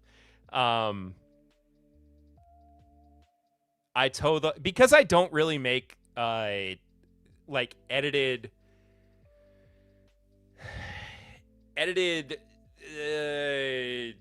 whiskey content outside of the podcast. I do the live stream too. It's fun for me because I still like get to be a part of like, you know, Matt Madness, and I get to, you know, engage with everybody. But it's, you know, I don't care. I really don't care. Like, if that's how they want to engage with stuff, then fine. Like, let them do it. It is of no moral quandary to me, one way or another. Mark Emmenecker, what is going on, man? Good to see you. I legit am part of the shaving/scents communities as well. Most artisan scent makers are far better than anything fancy. I think the Barrel King sales tactic is not a good option. Subscription services are kind of dead. I don't know. It's not really for me to comment on. It is not for me to comment on. Again, like, there are still people that I am close with that are a part of it, and I will talk to them about it in private, you know? Like, I don't care. I'm not here to make content off of anybody's choices one way or another because it's not fair. And I've made stupid unhinged comments on my platform before. And I will not be doing that again. You know, I make honest assessments about products. I talk about the news. I go through that, you know? That's how it is. So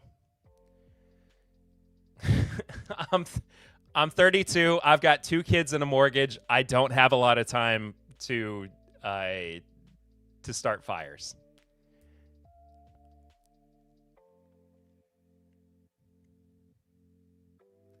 I could in private talk so much doo-doo about a lot of bourbon YouTubers. Currently 5 whiskey channels in my subs are live. I'm making the rounds. Thursday night's the best night to go live. Are we trying to get Timbip canceled every stream? Every Thursday. I talk about Bruzel and set you up for failure. Dog, Bruzel's one of those that's like, he's too big to fail. So I wish I had a mortgage. Mortgages are great and awful. This is my opinion, so no need to share your... Blah. This is my opinion, so no need to share yours. I'm just an IT guy that likes Timbip and the Bourbon Wrench. Jake, I mean this sincerely. Thank you very much. Timbip is still not one of the larger bourbon entities out there.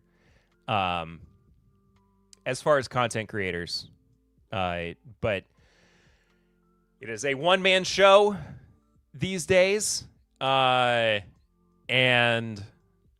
I love everybody who is in this community, and you all mean a lot to me. And showing up here every Thursday night, just like Tony Bag of Donuts, who made it.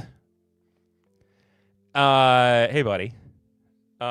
It means the world. I say this every week, and I try to say it every week. But you know, I put out the 400th episode of my weekly podcast yesterday, and that doesn't happen without any kind of strong community,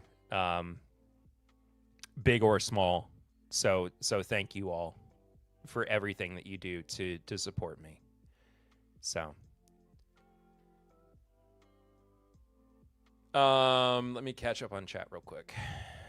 Jake is a dog.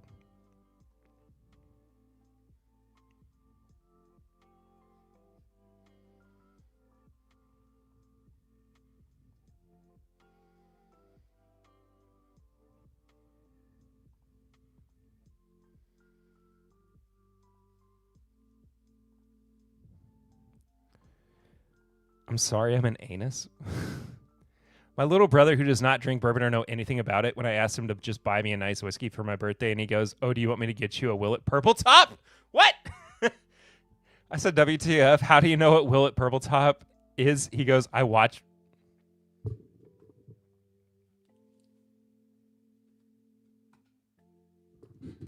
Dog, that is why the hunt.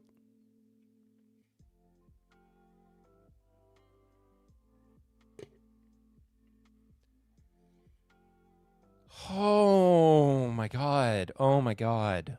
Oh my god. Just in time, Tony. We were just talking about your favorite whiskey tuber. That's why I like it. Smaller streams feel more fun. You won't believe this, but the hotel clerk gave me a key to an occupied room?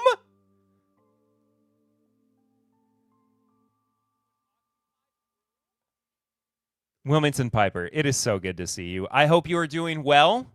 I meant to send you a private message to say I hope you're doing well, too. But know that I've been thinking about you recently. If you ever want to travel to India, hit me up. Can take you to some great liquor stores and an awesome distillery. Absolutely. WP, it really is good to see you.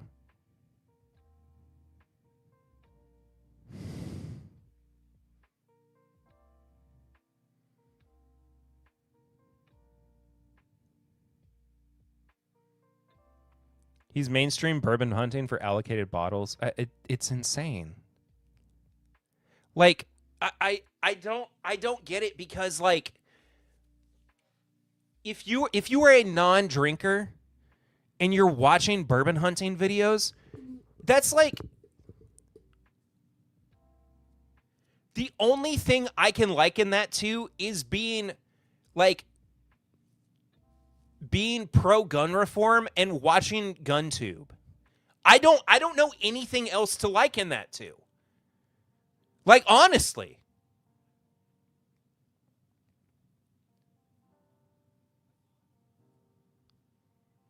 Dude, you're so welcome. I've been thinking about you, and just,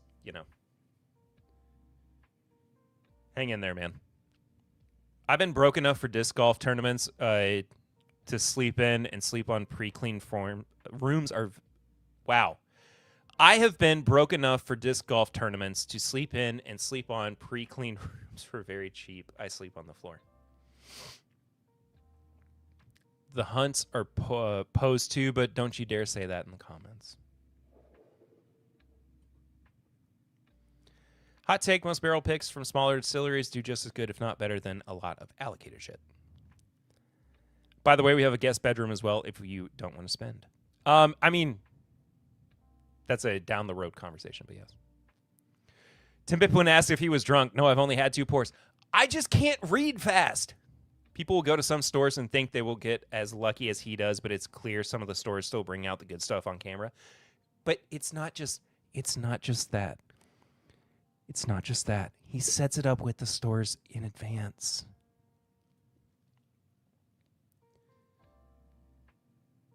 Ugh.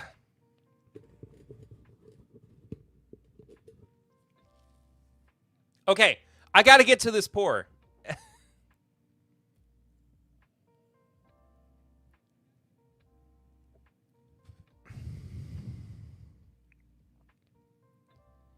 Man, there was a time.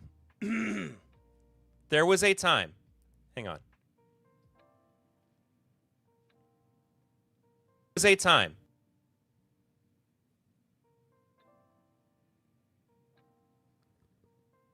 Hang on.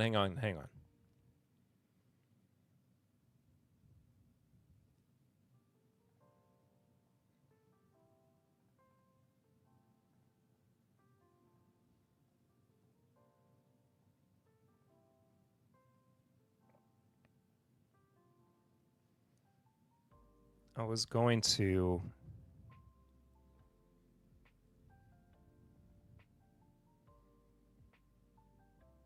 No, it doesn't matter. There was a time, and I think it was because he was trying to figure out, like, if I was worth his time to watch or engage with, because it was before he really even like started being popular on Bourbon Tube, on Whiskey Tube, where Bruzel would just like, and I had watched some of his videos before, and it was before he was like doing all the hunting stuff and whatnot.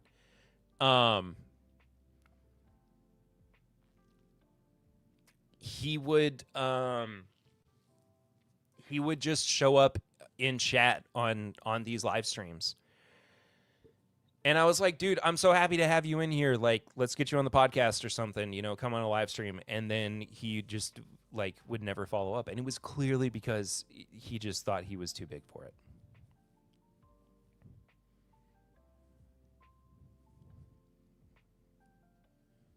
Anyway, I got to take a drink of this.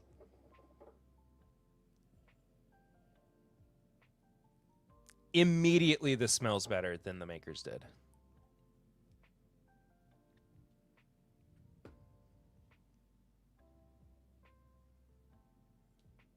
Actually has like depth and character and quality to it.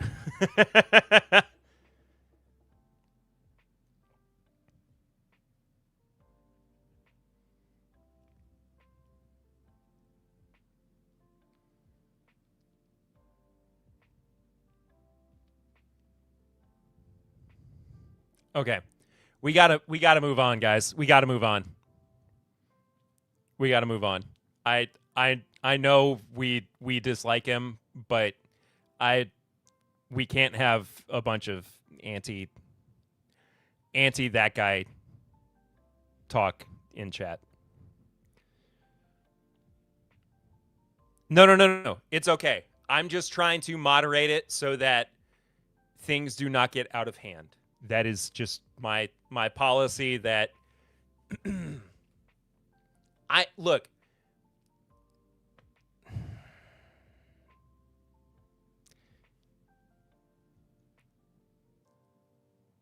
If he were to ask for help from Whiskey Tube, it would be incumbent upon all of us to say yes eventually. Right? Because that's how Whiskey Tube is. We all wind up showing up for everybody in moments of need. And I don't want it to show poorly upon us because he is still a member of this community.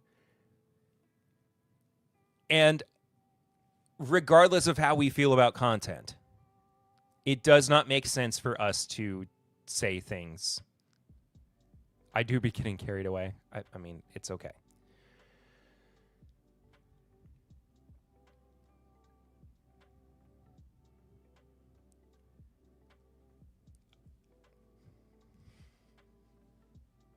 We will end the conversation there.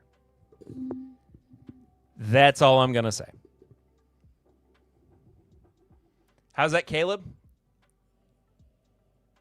It really does smell fantastic. And how was the crossing?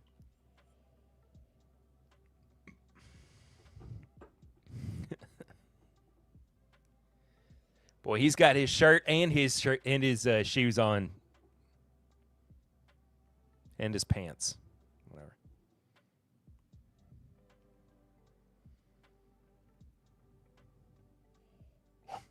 Sailing takes me away to where I'm moving. Thought it wouldn't be.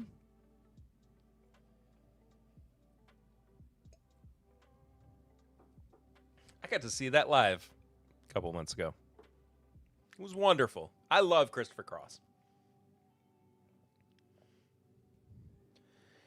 It's a dream we could carry me.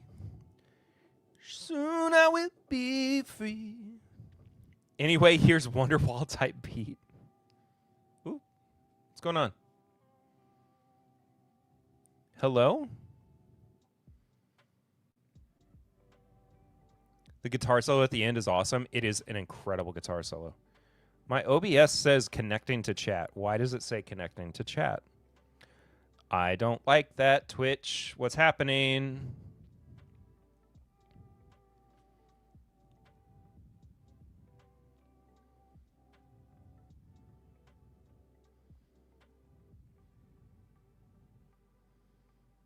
Oh, Ride Like the Wind is an incredible song.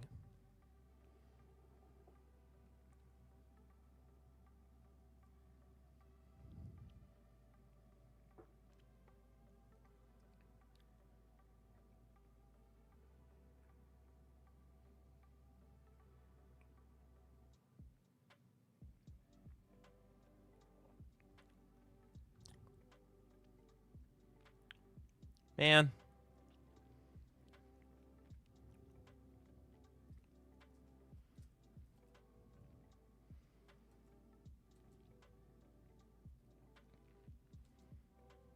Why are you no working? I know nothing about this, but hell yeah, brother.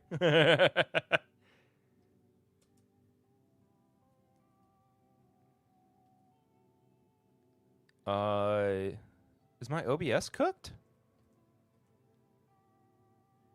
Is Twitch cooked? What's going on?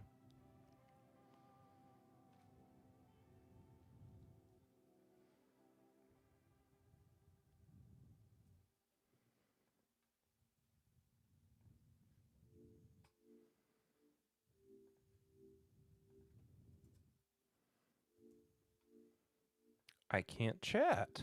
What's happening?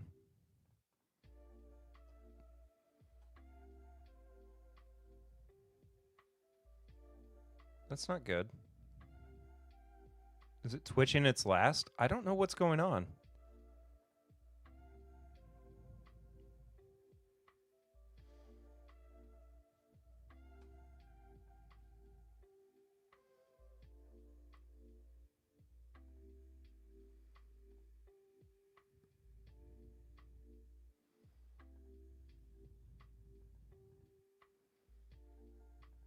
No, it's working now. I don't know. That was weird. Sorry. We're cooked chat moment. It really was. That was bizarre. Anyway, sorry. We're going into extra innings tonight. And I'm having extra of the Caleb's Crossing. So, before I was trying to fix my technical difficulties, I was thinking about what I thought about this.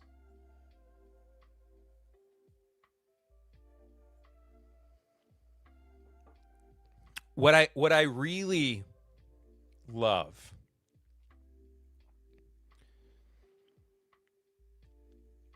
is how there is this like perfect interplay between the bourbon and the rye components.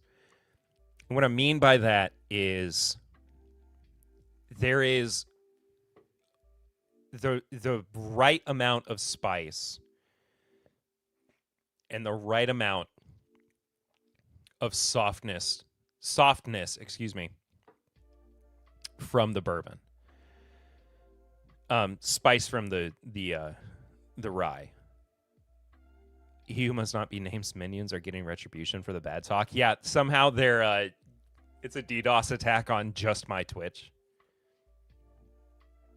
I don't know how, but it's yeah.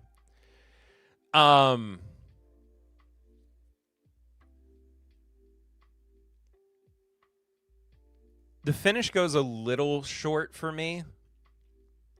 The palate is so full of like ripe fruit and spice. They're Trojaning your horses. It's a really, really great whiskey. What is the price on this?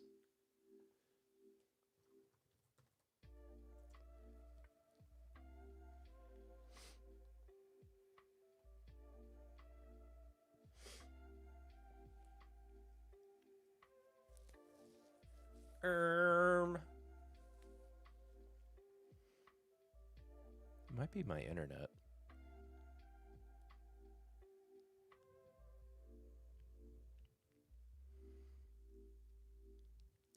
Distilled in Kentucky and Indiana.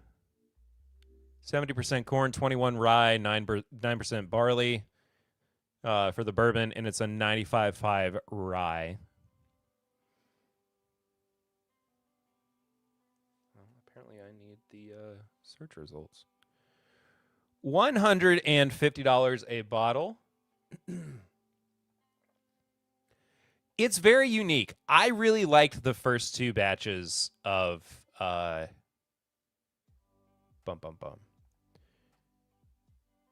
that's the dual cask finish.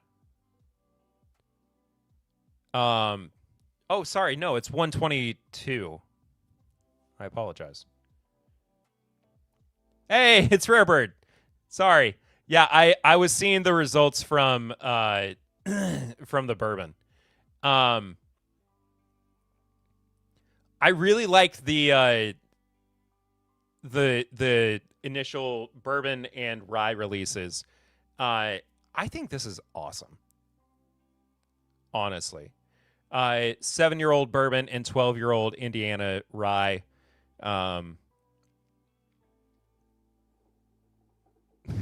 Yeah, I just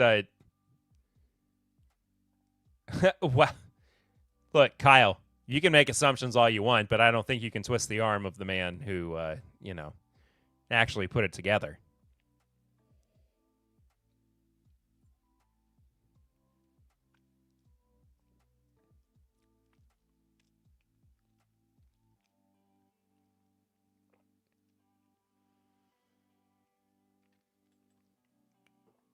I'm going to do one thing. I'm going to do one thing because I'm curious. Who's Caleb and why? What is he crossing and why? Dave, my chat is asking the the real questions here tonight.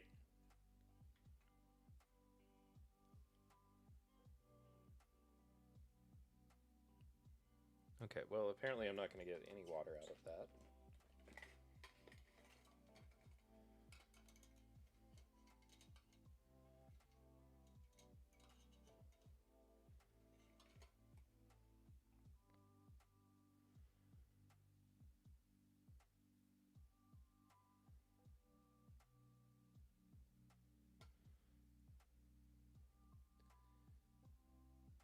Sorry, I wanted to add a couple drops of water. We're all in troll mode, nothing but bad ideas tonight. He's crossing a rye with a bourbon or something.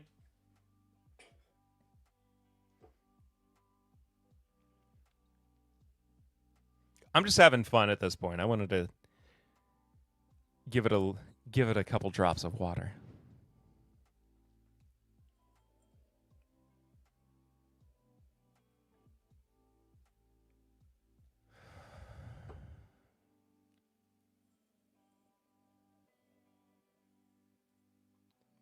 There. Now is it? All right, Kyle, come on, man. Jeez. There were these. It's named after my 5th great grandfather. He traveled from Virginia to South Carolina across rivers and mountains. How did I not ask you that when I interviewed you about this product? That is such a great story.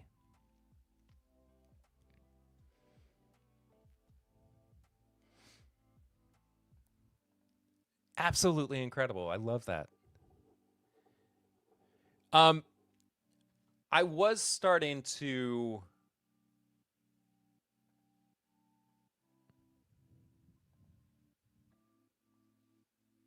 I think I remember you talking about the Revolutionary War aspect of the of this brand. Excuse me.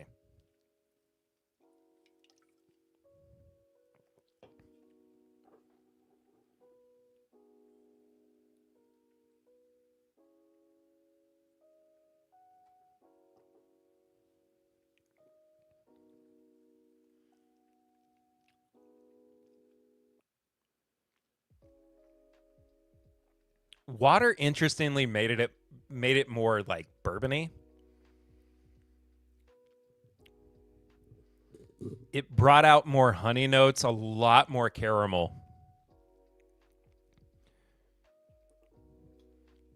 I need to do it side by side with just the.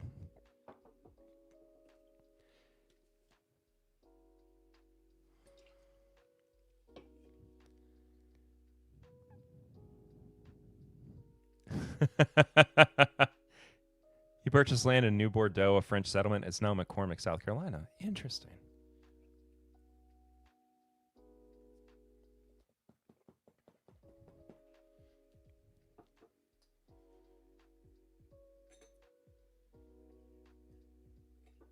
Yeah, the like 5 or 6 drops of water that I threw in kind of got rid of the rye spice and turned it into just a bourbon, interestingly enough.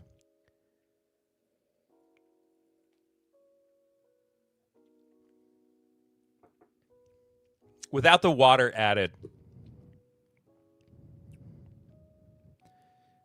So much more spice, way more intense.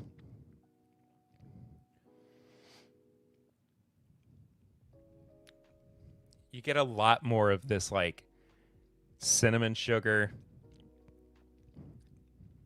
a lot more of the like wintergreen mint. Oh, I mean, it's definitely better without water. I just wanted to try it just for my own. I was just curious, Dave. I'm sorry. I wasn't trying to I wasn't trying to alter it for any I didn't think it needed water. I just wanted to see good for my own posterity. But no, it is 100% better without water. It kind of nukes it with the water. Mint green can be a bit odd on my palate, but it's layered below some of the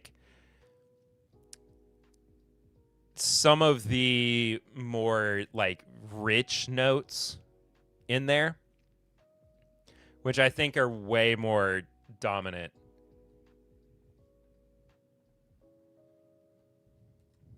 Hang on. Overall, I think this is a fantastic release and a really good follow-up too from the previous two.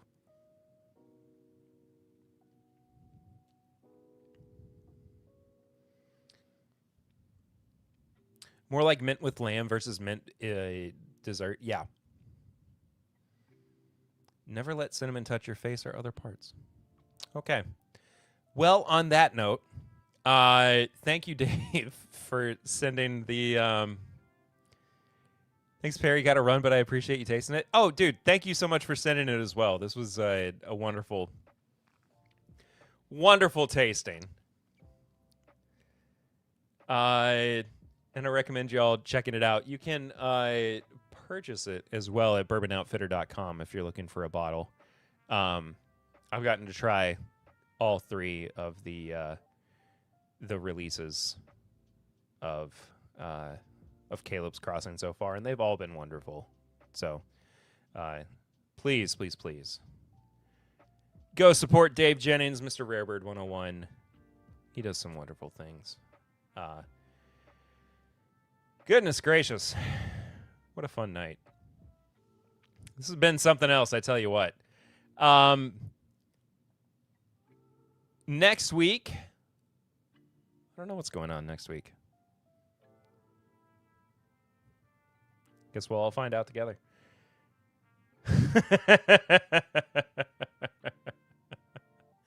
Regardless, though, I love y'all so much. Go listen to this week's podcast episode if you haven't done so already. It is fun. It is goofy. I review. Can't wait to ruin next week as well. Never. And that does it. See you next time. Till then, though, I'm Perry. This is my Bourbon Podcast live. Yeah, I got the right button. Bye.